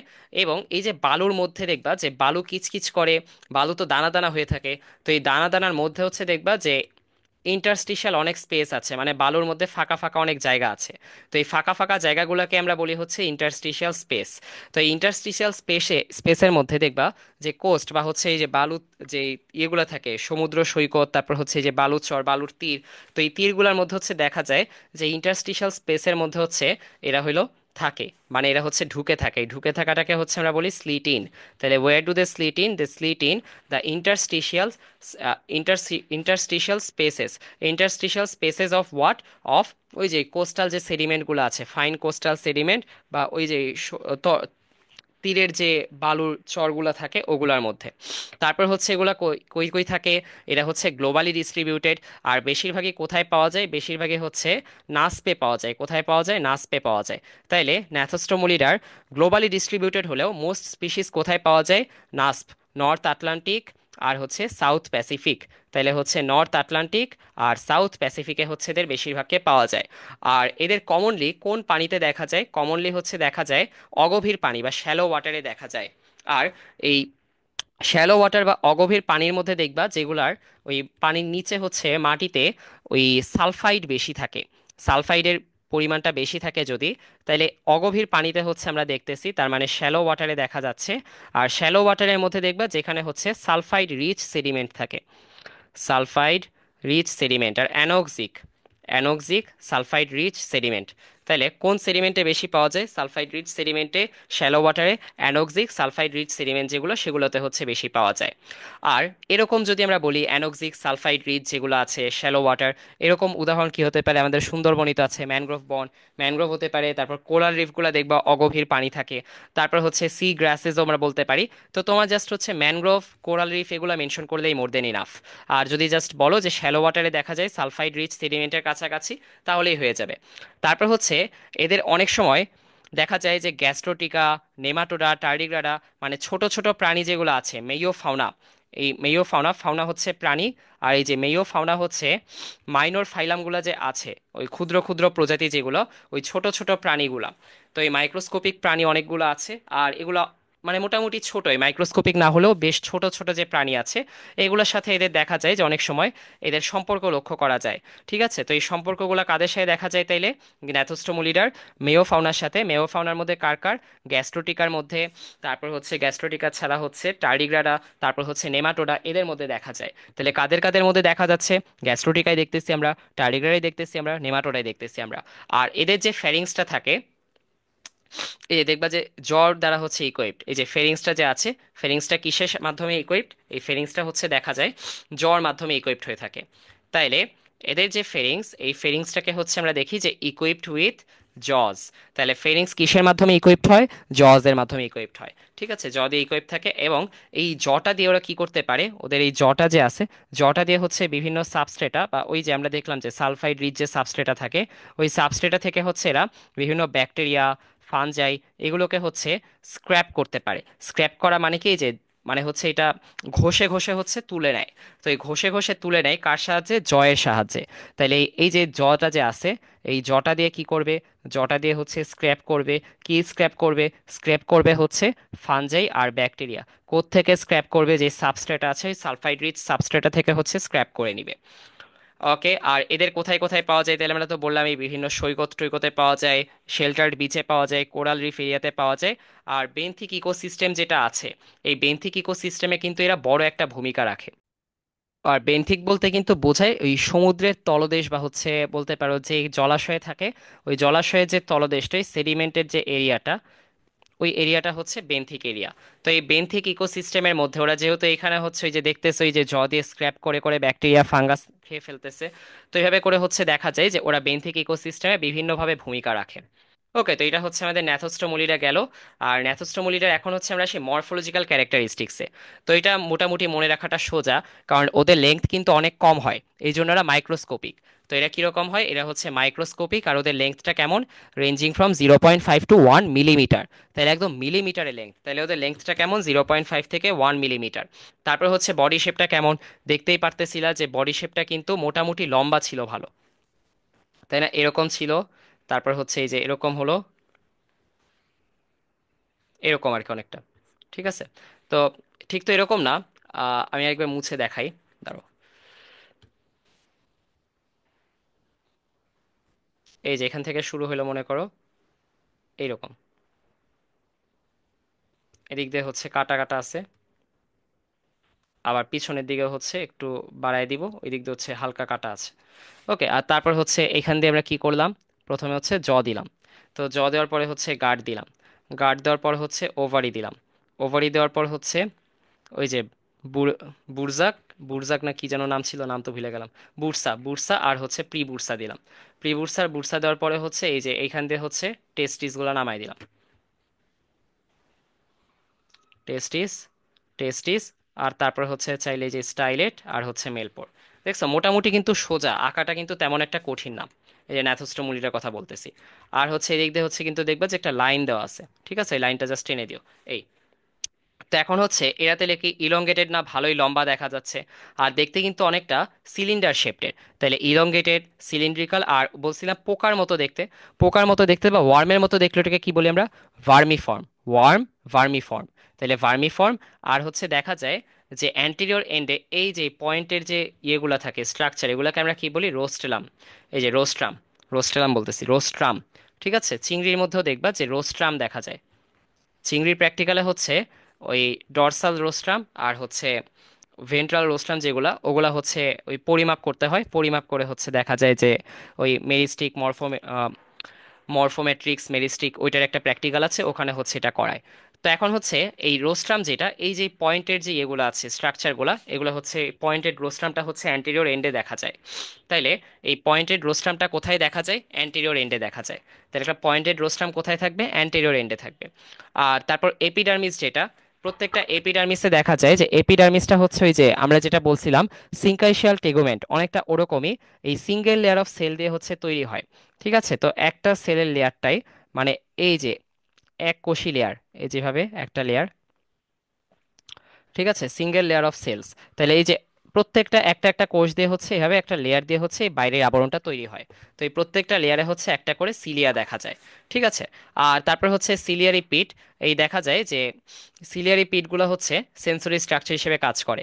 এর আগে যে কঠিন শব্দটা লেখা আছে রোস্ট্রো ল্যাটারাল, দেখা যাচ্ছে রোস্ট্রাম যে আছে, এই রোস্ট্রামের সাথে হচ্ছে এটা পাশাপাশি, এই যে রোস্ট্রামটা যে থাকবে রোস্ট্রামের পাশাপাশি আছে। তো রোস্ট্রামটা হচ্ছে খাড়াখাড়ি মানে বলতে পারো খাড়া হয়ে আছে, ওইটার পাশে হচ্ছে এটা আছে, বা রোস্ট্রামের পাশে যেহেতু আছে এই জন্য রোস্ট্রো ল্যাটারাল। তাহলে ল্যাটারাল বা হচ্ছে দেখা যায় যে এই রোস্ট্রামটা থেকে যদি তুমি একটা লাইন টানো, ওই লাইন টানার পরে হচ্ছে এই যে ল্যাটারাল প্রত্যেকটা লাইনের সাথে সমান্তরালে থাকতেছে, এই জন্য হচ্ছে আমরা পিঠগুলোকে কি বলতে পারি, রোস্ট্রো ল্যাটারাল। তো এরকম বিভিন্নভাবে হচ্ছে নামগুলো আসে। বাট তোমার যদি মনে হয় যে রোস্ট্রো ল্যাটারাল সিলিয়ারি পিট নামটা মনে রাখা আমার জন্য অনেক কষ্টকর হয়ে যাচ্ছে, তখন তোমার এত কষ্ট করে রোস্ট্রো ল্যাটারাল সিলিয়ারি পিট মনে রাখার দরকার নাই। ঠিক আছে, মানে এটা তখন দরকার নাই, তুমি জাস্ট বলবা যে সিলিয়ারি পিট যেগুলো আছে। তো সিলিয়া তো আমাদের লোমের যেমন মনে করো আমাদের বাইরে হচ্ছে লোম আর ভিতরে হচ্ছে লোমকূপ, তো ওদেরও তেমন বাইরে হচ্ছে সিলিয়া, প্রত্যেকটা কোষে একটা করে সিলিয়া লাগানো থাকে, আর এই সিলিয়ার সাথে হচ্ছে সিলিয়ারি পিট থাকে। তো এই সিলিয়ারি পিটটা হচ্ছে এই রোস্ট্রামের সাথে ল্যাটারাল, এই জন্য হচ্ছে রোস্ট্রো ল্যাটারাল সিলিয়ারি পিট। তো এই রোস্ট্রো ল্যাটারাল সিলিয়ারি পিট যেটা থাকে, এইটা দিয়ে কিন্তু ও টের পায় যে বাইরে আসলে কি হচ্ছে না হচ্ছে, এনভায়রনমেন্টের বিভিন্ন সেন্সগুলো নিতে পারে। তাই এটাকে আমরা হচ্ছে সেন্সরি স্ট্রাকচার হিসেবে বলতে পারি। তারপর হচ্ছে মাসকুলেচার, এদের মাসেলগুলো হচ্ছে দেখা যায় যে লঙ্গিচুডিনাল মাসেল থাকে আর সার্কুলার মাসেল থাকে। ঠিক আছে, তো they have longitudinal muscle, circular muscle এগুলা বলতে পারো। আর এদের ফ্যারিঞ্জিয়াল মাসেল যেগুলা, এটা হচ্ছে ট্রাইপার্টাইট, বা তিনটা অংশ নিয়ে হচ্ছে ফ্যারিঞ্জিয়াল মাসেলটা থাকে, যেটার কথা মেনশন না করলেও হবে। কারণ এই যে ফ্যারিঞ্জিয়াল মাসেলটা হচ্ছে, যদি তুমি বলতে চাও যে ট্রাইপার্টাইট ফ্যারিঞ্জিয়াল মাসেল আছে, তো এটা বলতে গেলে দেখা যাবে যে আসলে বলতে গেলে একটু কষ্ট হয়ে যাচ্ছে। তো তাও যদি অনেকে চাইতেই পারে যে আমি বলবো, এরকম যদি ভাবো, তাহলে মাথায় রেখো এটা জাস্ট যে সার্কুলার বা গোলাকার বৃত্তাকার যে পেশিগুলো আছে, ওগুলো হচ্ছে ছোট হয় রিলেটিভলি। ঠিক আছে, তাহলে সার্কুলার মাসেল সিস্টেমটা কি হয়, স্মল হয়। আর তারপর এই যে লঙ্গিচুডিনাল মাসেল যেটা, যেটা বুঝতেই পারতেছো যে আর মানে লম্বালম্বি হবে, লম্বালম্বি। আর হচ্ছে ফ্যারিঞ্জিয়াল যেটা, এই ফ্যারিঞ্জিয়াল যে মাসেল সিস্টেমটা আছে, এই যে ফ্যারিঞ্জিয়াল মাসেল সিস্টেমটা দেখা যায় যে তিনটা ভাগ আছে ফ্যারিঞ্জিয়াল মাসেল সিস্টেমে, এই জন্য হচ্ছে ট্রাইপার্টাইট। তাহলে ফ্যারিঞ্জিয়াল মাসেল সিস্টেমের তিনটা পার্ট আছে দেখে ট্রাইপার্টাইট ফ্যারিঞ্জিয়াল মাসেল। তারপর হচ্ছে ফ্যারিংস। এই যে ফেরিংসটা দেখবা, এই যে মাস্কুলার, মাত্র আমরা দেখলাম তিনটা পার্ট আছে, তার মানে তো অবভিয়াসলি এটা মাস্কুলার হবে। তাহলে এই যে মাস্কুলার ফেরিঞ্জিয়াল সিস্টেম দেখতেছি আমরা, এবং এইটা কি দিয়ে ইকুইপড, এই যে জ দিয়ে ইকুইপড। তাহলে মাস্কুলার ফেরিংস অ্যান্ড ইকুইপড উইথ জ। আর এই জটা কি, ল্যাটারাল জ। ঠিক আছে, এটাও হচ্ছে দেখা যাবে যে এই যেভাবে হচ্ছে ল্যাটারালি আছে। তো এই ল্যাটারাল পজিশনে থাকার কারণে হচ্ছে এদেরকে কি বলতেছি আমরা, ল্যাটারাল জ বলতেছি, পেয়ার্ড ল্যাটারাল জস। তাহলে হচ্ছে দুইটা পেয়ার্ড আছে। আর এদের একটা বেসাল প্লেট থাকে। ঠিক আছে, বেসাল প্লেটটা এখান দিয়ে দেখানো যাচ্ছে না, ওই বেসাল প্লেটটা হচ্ছে আনপেয়ার্ড থাকে। তাইলে ফ্যারিংসের মধ্যে প্রথমে আমরা দেখলাম ফ্যারিংসটা কেমন হবে, মাস্কুলার হবে। তাইলে ফ্যারিংসটা আমরা বলতে পারি মাস্কুলার ফ্যারিংস। আর তারপর এটা ইকুইপড হবে কি দিয়ে, ইকুইপড উইথ ল্যাটারাল জ, পেয়ার্ড ল্যাটারাল জ। তাইলে হচ্ছে পেয়ার্ড ল্যাটারাল জ। তাহলে আমরা যেটা দেখলাম যে পেয়ার্ড ল্যাটারাল, তার মানে হচ্ছে পাশাপাশি থাকতেছে। ঠিক আছে, পাশাপাশি হচ্ছে এই ল্যাটারালি হচ্ছে পেয়ার্ড যে জটা থাকবে, এই পেয়ার্ড হয়ে আছে জটা। তো এখন হচ্ছে দেখা যাবে পেয়ার্ড ল্যাটারাল জ, মানে হচ্ছে এটা জোড়া বেঁধে হচ্ছে লেগে আছে এরকম। আর আনপেয়ার্ড বেসাল প্লেট, তো একটা বেসাল প্লেটও থাকবে সাথে, এই বেসাল প্লেটটা হচ্ছে আনপেয়ার্ড। ঠিক আছে, তো আনপেয়ার্ড বেসাল প্লেট আর পেয়ার্ড ল্যাটারাল জ দিয়ে হচ্ছে ইকুইপড থাকবে। কি ইকুইপড থাকবে, ফেরিংস। তাইলে হচ্ছে মেইনলি আমরা ফেরিংস এর পার্টটা ভালো মতো মেনশন করব, বিকজ ওর নামকরণটাই হয়েছে এখান থেকে। তো ফেরিংস আছে কিরকম, মাস্কুলার, যেহেতু এদের হচ্ছে ট্রাইপার্টাইট ফ্যারিঞ্জিয়াল মাসেল আছে, তাহলে এদের মাসেলটা কেমন, তিনটা পার্ট আছে, তাহলে ট্রাইপার্টাইট। আর হচ্ছে এদেরকে আমরা কি বলি, ফেরিঞ্জিয়াল, ট্রাইপার্টাইট ফেরিঞ্জিয়াল মাসেল। ঠিক আছে, তো ট্রাইপার্টাইট ফেরিঞ্জিয়াল মাসেল। আর এটা হচ্ছে দেখা যায় যে ইকুইপড উইথ পেয়ার্ড ল্যাটারাল জ, এই যে ল্যাটারাল জ দিয়ে হচ্ছে পেয়ার্ড, এবং আনপেয়ার্ড বেসাল প্লেট। তারপরে হচ্ছে আমরা সেই গাট, গাট হচ্ছে একদম, দেখবা যে এই যে গাটটা হচ্ছে এখানে দেখা যাচ্ছে না, গাটটা কিন্তু স্ট্রেইট এবং হচ্ছে ব্লাইন্ড, মানে গাটটা শুরু হয়েছে বাট শেষ হয় নাই, মানে অ্যানাস নাই এটার, এই জন্য হচ্ছে ব্লাইন্ড বলা হয়। তাইলে স্ট্রেট একদম সরাসরি গেছে সোজা, তাহলে স্ট্রেট এবং হচ্ছে ব্লাইন্ড। তাহলে গাটটা কেমন হবে, গাটটা হচ্ছে স্ট্রেট এবং হচ্ছে ব্লাইন্ড। ব্লাইন্ড কেন, কারণ হচ্ছে ল্যাক্স এন্ড অ্যানাস, ল্যাক্স এন্ড অ্যানাস। তারপর হচ্ছে আমরা আসি রিপ্রোডাক্টিভ অর্গান, এরাও কিন্তু হার্মাফ্রোডিটিক। আমরা এই পর্যন্ত যা যা দেখলাম সবগুলোই কিন্তু হার্মাফ্রোডিটিক। ঠিক আছে, হার্মাফ্রোডিটিক এটা বললেই হবে, এত কিছু বলার দরকার নেই এরপর। তারপর রিপ্রোডাক্টিভ ওপেনিং যেটা, এই যে এখানে হচ্ছে গণপোর যেটা, এই গণপোরটা কি এখানে দেখাইছিল, না দেখায় নাই। তো এখন হচ্ছে এই জায়গায়, আর এটা যেহেতু হার্মাফ্রোডিটিক, হার্মাফ্রোডিটিক মানে হচ্ছে মেল ফিমেল দুটা জেনিটাল অ্যাপারচারই হচ্ছে থাকবে, বা দুইটা জেনিটাল ওপেনিংই থাকবে, বোথ জেনিটাল ওপেনিংয়ে থাকবে। এবং হচ্ছে মেল যেটা, মেলটা দেখবা মেলগুলা ইউজুয়ালি হচ্ছে, মানে পুরুষের যেটা ওইটা হচ্ছে সাধারণত পিছনের দিকে থাকে। তাহলে মেলটা কোথায় থাকবে, পিছের পার্টে, মানে হচ্ছে পোস্টেরিয়র সাইডে থাকবে। আর ফিমেলের গুলো হচ্ছে ইউজুয়ালি মাঝখানে থাকে, মাঝামাঝি, মানে হচ্ছে মিড রিজিয়নে থাকে। তাইলে মেল জেনিটাল ওপেনিং বা জেনিটাল অ্যাপারচারটা হচ্ছে থাকবে পোস্টেরিয়রলি, আর ফিমেলটা থাকবে হচ্ছে মিড রিজিয়ন। তাহলে হচ্ছে ফিমেল জেনিটাল এপারচার হচ্ছে কোথায় লোকেটেড, মিড রিজিয়নে লোকেটেড। তারপর হচ্ছে সিলিয়েশন, বডিটা হচ্ছে সিলিয়া দিয়ে কভার করা থাকে, এবং সিলিয়া দিয়ে যে কভার করা থাকে, কভারটা কিরকম ভাবে করা হয়, কভারটা করা হয় হচ্ছে যে সিলিয়ারি পিট যেটা দেখতে পাচ্ছি আমরা, এই সিলিয়ারি পিটগুলো কিন্তু এই যে রোস্ট্রো ল্যাটারাল, তাহলে হচ্ছে এই যে পাশাপাশি পাশাপাশি ভাবে আছে, এই লাইন ধরে হচ্ছে এই যে এভাবে দুই পাশে হচ্ছে এভাবে সাজানো থাকবে। তো দুই পাশে সাজানো আছে এপিডার্মিসটা, এপিডার্মিস হচ্ছে অনেকগুলো সেল নিয়ে তৈরি। আর অনেকগুলো সেল প্রত্যেকটা একটা সারিতে আছে, একটা সিঙ্গেল সারিতে আছে। তো এই প্রত্যেকটা সেলের সাথে হচ্ছে একটা করে সিলিয়া লাগানো থাকে। তো এই বডিটা হচ্ছে এই প্যাটার্নে সিলিয়াতে যুক্ত থাকে আর কি, সিলিয়াগুলো সাজানো থাকে এভাবে। আর এখানে হচ্ছে দেখা যায় যে বিভিন্ন সময় ওদের যুক্ত হতে হয় অনেক সারফেসের সাথে, অথবা ডিফেন্স করা লাগে, বা হচ্ছে তাড়াতাড়ি ডিফেন্স করার জন্য হচ্ছে তাড়াতাড়ি পালাতে হয় আর কি, মানে এক জায়গা থেকে তাড়াতাড়ি পালাতে চাচ্ছে। তো তখন কি করবে, তখন দেখা যাবে যে মিউকাস জাতীয় পদার্থ নিঃসরণ করবে, নিঃসরণ করে ঘর্ষণ কমিয়ে হচ্ছে তাড়াতাড়ি পালাবে এই জায়গা থেকে। তো এই জন্য ওদের বিভিন্ন ধরনের সিক্রেটরি অর্গান বা বিভিন্ন ধরনের ক্ষরণকারী অঙ্গ থাকে। তো এই ক্ষরণকারী অঙ্গ যেটা আছে, এই ক্ষরণকারী অঙ্গ থেকে হচ্ছে কেমিক্যাল ক্ষরণ করে বা কেমিক্যাল সাবস্টেন্স হচ্ছে সিক্রেট করে, সিক্রেট করার পরে হচ্ছে দেখা যায় যে এইটা হচ্ছে এই কোথাও যুক্ত হতে, অথবা কোথাও হচ্ছে দেখা যায় যে নিরাপত্তার জন্য বা ডিফেন্সের জন্য হচ্ছে হেল্প করে। তারপর আমরা যদি প্যারেনকাইমার কথা বলি, প্যারেনকাইমার কথা হচ্ছে কেন বলতেছি, কারণ এই যে এটাও কিন্তু অ্যাসিলোমেট। তো অ্যাসিলোমেট দেখে হচ্ছে আমরা বলতে পারবো যে এদের যে জায়গাটা আছে, লুজ টিস্যুগুলো যে আছে, এই লুজ টিস্যু বা restricted regions of loose tissue embedding internal organs. ঠিক আছে, তো এই যে এই লুজ টিস্যু মানে হচ্ছে প্যারেনকাইমা টিস্যু কথাই বলতেছে। এই প্যারেনকাইমা টিস্যুগুলো হচ্ছে ভেতরের যে অর্গানগুলো আছে, ইন্টারনাল অর্গানগুলো হচ্ছে কি করা থাকে, এই লুজ টিস্যু দিয়ে হচ্ছে এমবেডেড থাকে বা হচ্ছে বদ্ধ থাকে। তাইলে it is embedded বা the internal organs are embedded with parenchyma, ঠিক আছে, উইথ প্যারেনকাইমা লুজ টিস্যুস। তারপর হচ্ছে রেসপিরেশন, রেসপিরেটরি অর্গান থাকে না এদেরও, এবং এদের রেসপিরেশনও কিভাবে হয়, গ্যাস এক্সচেঞ্জের মাধ্যমে হয়, ডিফিউশনের মাধ্যমে। ঠিক আছে, বডি সারফেস দিয়ে ডিফিউশন হয়, ওইটার মাধ্যমে হচ্ছে গ্যাস এক্সচেঞ্জ হয়। তারপর এদের মুভমেন্টের কথা যদি আমরা বলি, এদের হচ্ছে গ্লাইড করে, কি দিয়ে গ্লাইড করে, সিলিয়া ইউজ করে গ্লাইড করে। ঠিক আছে, এই যে গ্লাইড করতেছে সিলিয়া ইউজ করে। আর তারপরে হচ্ছে দেখা যায় যে এদের যে হেডটা এই উপরে দেখেছো না, সরি, উপরে দেখতে পাচ্ছ যে মাস্কুলার স্ট্রাকচার আছে। তো মাস্কুলার স্ট্রাকচার থাকার কারণে ওরা দেখা যায় যে মাথাটা বেন্ড করতে পারে। তাইলে they have head bending ability, আর এটা দেখা যায় মুভমেন্টের সময় হেল্প করে। আর এই যে সেন্সরি স্ট্রাকচারটা হচ্ছে দেখা যায় যে অনেকগুলা ব্রিসেল থাকে এদের, এই ব্রিসেলগুলো দিয়ে হচ্ছে এরা বিভিন্ন ধরনের ওই অনুভূতি হচ্ছে বা বিভিন্ন ধরনের সিগন্যাল নিতে পারে বাইরে থেকে। তাহলে কিভাবে সিগন্যাল নিতে পারে, এই যে বাইরে আমরা যে দেখতে পাচ্ছি ব্রিসেল লাইক স্ট্রাকচারগুলো আছে, এই ব্রিসেল লাইক স্ট্রাকচারগুলো যে আছে, তারপর অ্যান্টেরিয়র যে সিলিয়া আছে, ওই সিলিয়ার মাধ্যমে হচ্ছে দেখা যায় যে এরা সেন্সরি সেন্সরি কাজগুলো করতে পারে। তো এটা হচ্ছে আমাদের ন্যাথোস্টোমুলিটা গেল। আর ন্যাথোস্টোমুলিটা থেকে হচ্ছে দেখবা যে তোমার কিন্তু এত ডিটেলসে লেখার দরকার নাই, কারণ জিনিসটা হচ্ছে অনেক শর্ট, এবং তোমার যে টিচার থাকবে প্রফেসর, উনিও অ্যাকচুয়ালি আসলে শর্ট জিনিসই হচ্ছে পড়াবে ক্লাসের মধ্যে। বাট আমরা একটু বেশি পড়লাম, কারণ পরীক্ষার সময় আসলে বলা যায় না মাথা থেকে কখন কি বের হয়ে যায়, আসলে টের পাওয়া যায় না। এই জন্য একটু জেনে রাখা ভালো। তো এটার পরে হচ্ছে নেমার্শিয়ার মধ্যে হচ্ছে আমরা জেনাসটার নাম মনে রাখবো, মাইক রুরা, মাইক রুরা, মাইক রুরা। তাহলে হচ্ছে মাইক রুরা, তাহলে এটা কি, রুরা, তাহলে আর এটা কি, মাইক, তাহলে মাইক রুরা, এটা হচ্ছে মাথায় রাখবা যে মাইক রুরা। আর আমি কিন্তু সবগুলার এক্সাক্ট উচ্চারণ বলি না, জাস্ট মনে রাখার সুবিধার্থে একভাবে বলতেছি। আর তাহলে হচ্ছে এদের ফাইলাম কি, নেমার্শিয়া, ক্লাস কি, অ্যানোপ্লা। তারপর হচ্ছে অর্ডারটা সোজা, হেটেরোনেমার্শিয়া। দেখছো, নেমার্শিয়া থেকে হেটেরোনেমার্শিয়া। তাহলে ফার্স্টে হচ্ছে তোমার নেমার্শিয়া, নেমার্শিয়ার পরে হচ্ছে অ্যানোপ্লা, অ্যানোপ্লার পরে হচ্ছে হেটেরোনেমার্শিয়া, তারপর হচ্ছে লিনেই দাই, লি নেই দাই, এই যে লি নেই নি নেই ডাই।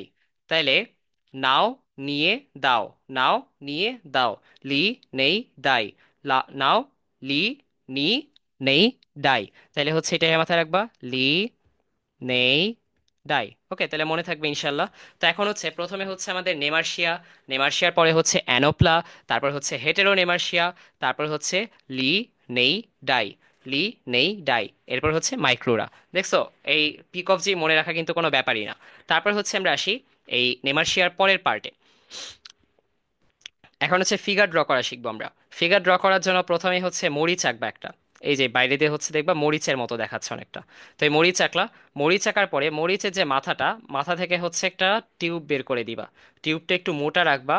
আর টিউব বের করে দেওয়ার পরে ভিতর দিয়ে আরেকটা টিউব নিয়ে যাবা। টিউবের ভিতর দিয়ে হচ্ছে এই যে টিউবটা নিয়ে গেলা, এটা একটু গাঢ় করে আঁকবা। আর এই যে এটা নেওয়ার পরে ভিতরে নিছো যে, ভিতরে নিয়ে হচ্ছে মরিচের ভিতর আরেকটা ফিগার আঁকবা, এই যে এভাবে।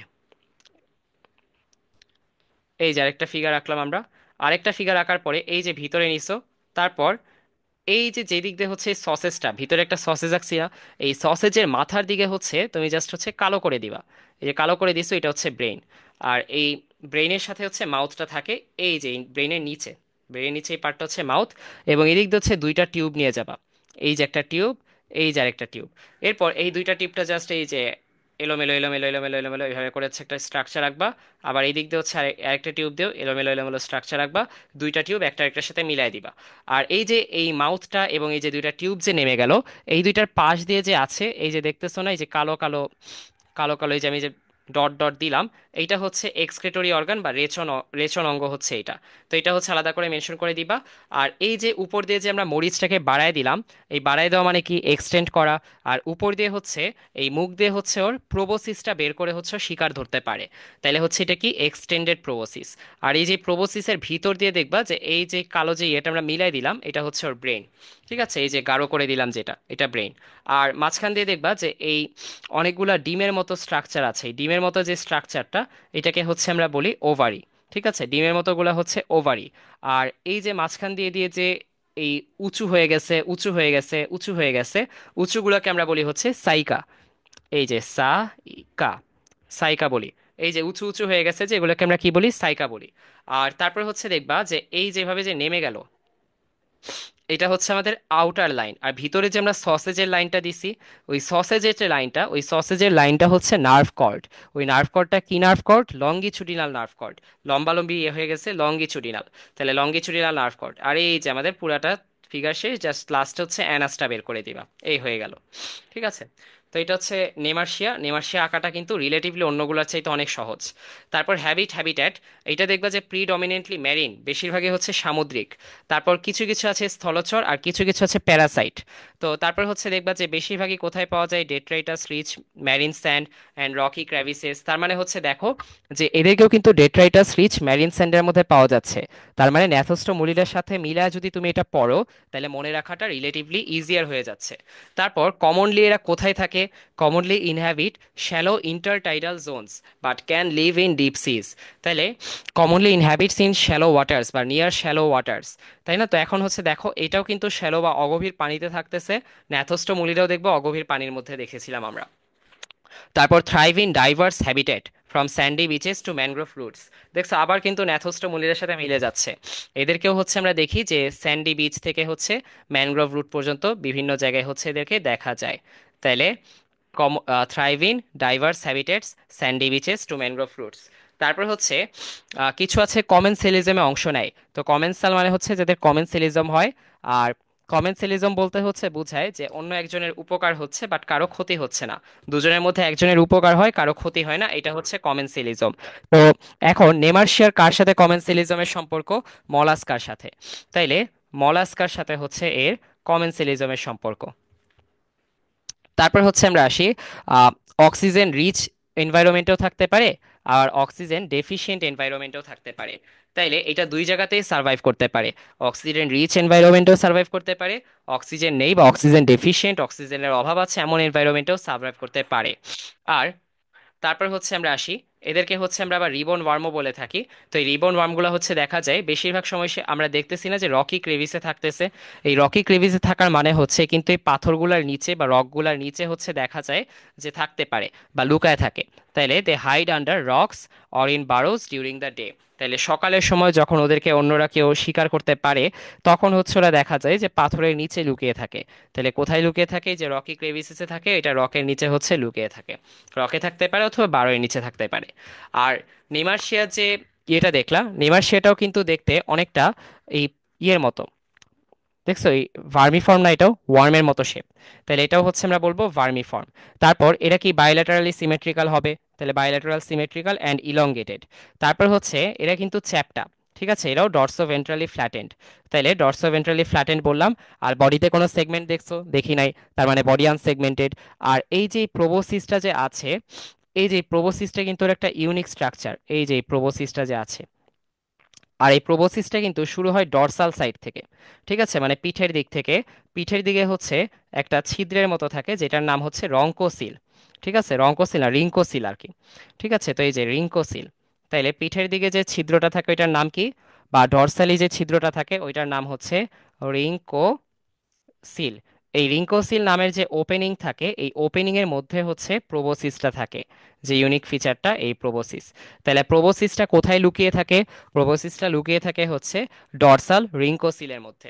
তো এখন এখানে হচ্ছে দেখা যায় যে এক্সটার্নাল ইন্টারনাল দুইটা সারফেসই ওর তো এক্সটার্নাল সারফেসও মানে বাইরের যে ত্বকটা আর ভিতরের দিকটাও দুইটাই হচ্ছে দেখা যায় যে বাইরের যে ইয়েটা জার্মিনাল লেয়ারটা অর্থাৎ এপিডার্মিস, ওই এপিডার্মিসটা হচ্ছে সিলিয়া যুক্ত থাকে এই দুইটাকে হচ্ছে কভার করার জন্য।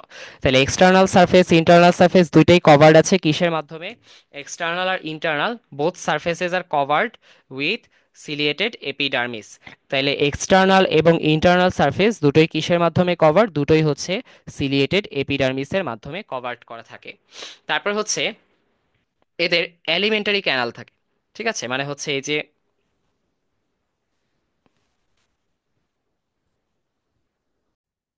এই যে এলিমেন্টারি ক্যানেল যেটা থাকে এই যে ডাইজেস্টিভ ট্র্যাক্টটা, এটা এলিমেন্টারি ক্যানেল বলতেছি কারণ এটা সম্পূর্ণ, তার মানে মাউথ থেকে শুরু হয় অ্যানাসে গিয়ে শেষ হয়, যেটা কিন্তু আমরা এর আগে দেখি নাই, তাই না? এটার গাটটাও কিন্তু এই যে ন্যাথোস্টোমোলিডার ক্ষেত্রেও গাটটা কেমন ছিল?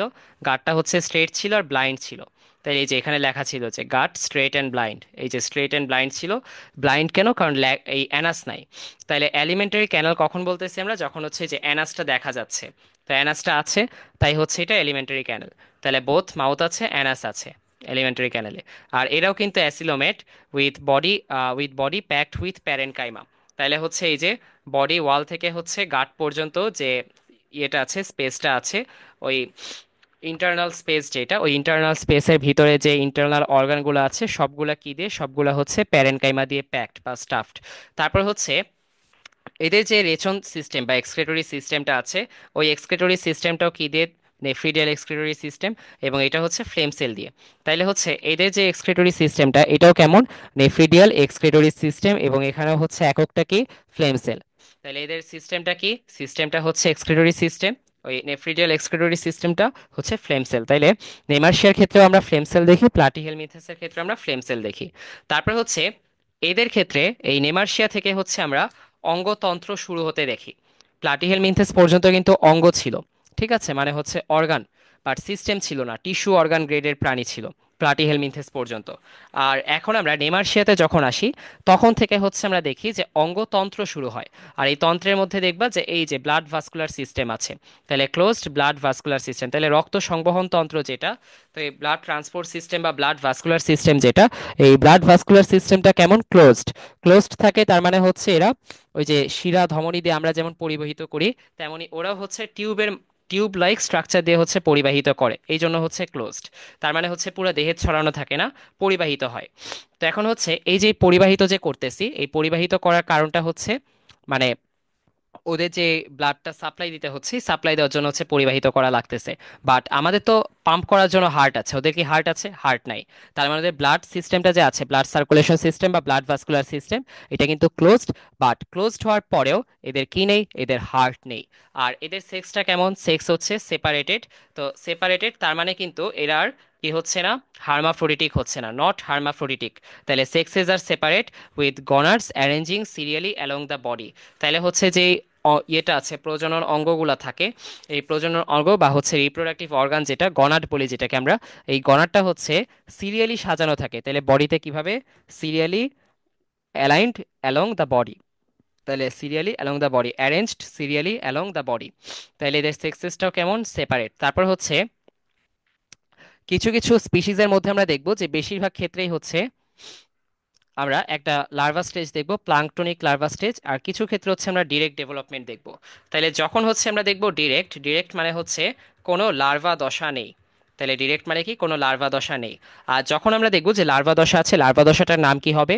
প্ল্যাঙ্কটনিক larva stage. Planktonic larva stage. আর আমাদের কি মনে আছে টিনিয়ার যে লার্ভা দশা, ওটার নাম কি ছিল?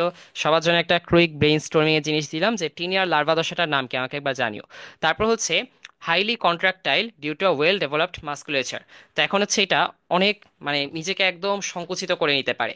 এই সংকুচিত করে নেওয়ার পিছে যে মেইন অবদানটা হচ্ছে এই হাইলি ডেভেলপড মাসেল আছে। তো এই মাসেল সিস্টেমটা যে আছে, মাস্কুলেচার বা মাসেল সিস্টেমটা অনেক উন্নত এদের মধ্যে। অনেক উন্নত থাকার কারণে হচ্ছে এদের যে সংকোচন করার অ্যাবিলিটি বা হচ্ছে দেখা যায় যে কন্ট্রাক্ট করতে পারে, এটা অনেক ভালোভাবে পারে। তাহলে এরা highly contractile due to well developed musculature. তারপর হচ্ছে প্রোবোসিস যে থাকে, প্রোবোসিসের মধ্যে অনেক সময় কাটার মতো কিছু স্ট্রাকচার দেখা যায়। প্রোবোসিস অনেক সময় কি দেখা যায়, কাটার মতো স্ট্রাকচার, যেটাকে স্টাইলেট বলা হয়। তো এই স্টাইলেট যেটা ভেনোমাস স্টাইলেট, এই ভেনোমাস স্টাইলেট থাকতে পারে। ওই ভেনোমাস স্টাইলেটটা কিসের জন্য? প্রে ক্যাপচার করার জন্য, ঠিক আছে, বা শিকার ধরা। এখন এই যে স্টাইলেটটা যে আছে, এই স্টাইলেটগুলো কিছু ক্ষেত্রে থাকতে পারে ভেনোমাস স্টাইলেট ফর প্রে ক্যাপচারিং। তারপর হচ্ছে কালার ভেরিজ ওয়াইডলি, মানে অনেক রকমের রং হতে পারে। ঠিক আছে, various source of colours are observed from dull to bright and patterned. তো এটা হচ্ছে দেখা যায় যে ডাল হতে পারে, অনেক সময় হচ্ছে দেখা যায় যে একদম ম্যারমেরে টাইপের একটা কালার। ওই যেমন মনে করো যে ইয়ের মতো, বালু যেরকম হচ্ছে মনে করো যে বালু টাইপের কালার হতে পারে, অথবা যেই কালারগুলো চোখে লাগে না, চোখে লাগে না এরকম হচ্ছে ম্যাশ ম্যাশে টাইপের কালার হয়। আবার অনেক সময় দেখা যায় যে অনেক ব্রাইট হতে পারে, আবার অনেক সময় হচ্ছে প্যাটার্ন হতে পারে। ঠিক আছে, অনেক ধরনের নকশা আঁকিবুকি থাকতে পারে ওইটার মধ্যে। তো তো অনেক রকমের ডিফারেন্ট প্যাটার্ন হচ্ছে এদের মধ্যে লক্ষ্য করা যায়। আর এদের লোকোমোশন হচ্ছে আমরা দেখি যে এদের যেহেতু সিলিয়েটেড এরা, এপিডার্মিসটা কিন্তু সিলিয়েটেড, বাইরে দিয়ে হচ্ছে সিলিয়া যুক্ত, ভেতরে দিয়ে হচ্ছে সিলিয়া যুক্ত। তো এই জন্য হচ্ছে এরা সিলিয়ার সাহায্যে কি করতে পারে, গ্লাইডিং করতে পারে, সিলিয়া দিয়েও করতে পারে। আবার সিলিয়ার পাশাপাশি হচ্ছে দেখা যায় এদের যে ইয়ে থাকে, সিলিয়ারি গ্ল্যান্ড ট্ল্যান্ড এগুলো থাকে, ওগুলো দিয়ে হচ্ছে দেখা যায় মিউকাস ক্ষরিত করতে পারে। তো এই মিউকাস ক্ষরিত করে হচ্ছে মিউকাসের সাহায্যে হচ্ছে এরা কি করতে পারে, গ্লাইড করতে পারে। এছাড়াও যেহেতু বেশিরভাগই মেরিন, তাইলে সুইমিংও করতে পারে। তারপর হচ্ছে দেখা যায় নার্ভাস সিস্টেমের মধ্যে হচ্ছে সেরিব্রাল গ্যাংলিয়া আছে, আর লঙ্গিচুডিনাল নার্ভ কোড আছে। এখানে দেখবা যে এই নেমার্শিয়াতে এসে সবকিছুই ধীরে ধীরে উন্নত হচ্ছে। যেমন তুমি কিন্তু এর আগে পেয়ার্ড সেরিব্রাল গ্যাংলিয়া কোথাও দেখো নাই, কিন্তু এটা কোথায় দেখলা, এই যে এই জায়গায় এসে নেমার্শিয়ার মধ্যে দেখলাম। লঙ্গিচুডিনাল নার্ভ কর্ডও হচ্ছে দেখবা যে এর আগে সিম্পল নার্ভ কর্ডগুলো আমরা দেখে এসেছি।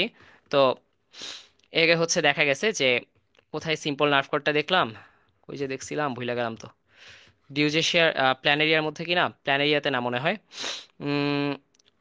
মাস্কুলেচার কার ক্ষেত্রে, টিনিয়ার ক্ষেত্রে বা কারো একজনের ক্ষেত্রে আমরা দেখছিলাম যে ওদের যে নার্ভাস সিস্টেমটা, নার্ভাস সিস্টেমে জাস্ট একটা সিম্পল ব্রেইন থাকে, সিম্পল ব্রেইন আর হচ্ছে নার্ভ কর্ড থাকে। তো এদের ক্ষেত্রে কিন্তু তুমি সিম্পল ব্রেইন দেখলা না, এখানে দেখলা পেয়ার্ড সেরিব্রাল গ্যাংলিয়া। তাহলে সেরিব্রাল গ্যাংলিয়া যেটা, এই যে জোড়া, এক জোড়া সেরিব্রাল গ্যাংলিয়া দেখা যায়, এবং সাথে কি থাকে, সাথে হচ্ছে লঙ্গিচুডিনাল নার্ভ কর্ড থাকে, এটাই। আর মেইনলি আমাদের এক্সটার্নালগুলো বেশি করে মেনশন করতে হবে, বাট ইন্টারনালগুলো দিতেও আপত্তি নেই। যত পারি হচ্ছে আমরা দিব, ফিগারগুলো ড্র করা শিখবো ভালো মতো, তাহলেই হচ্ছে আমাদের এই পার্টটা হয়ে যাবে।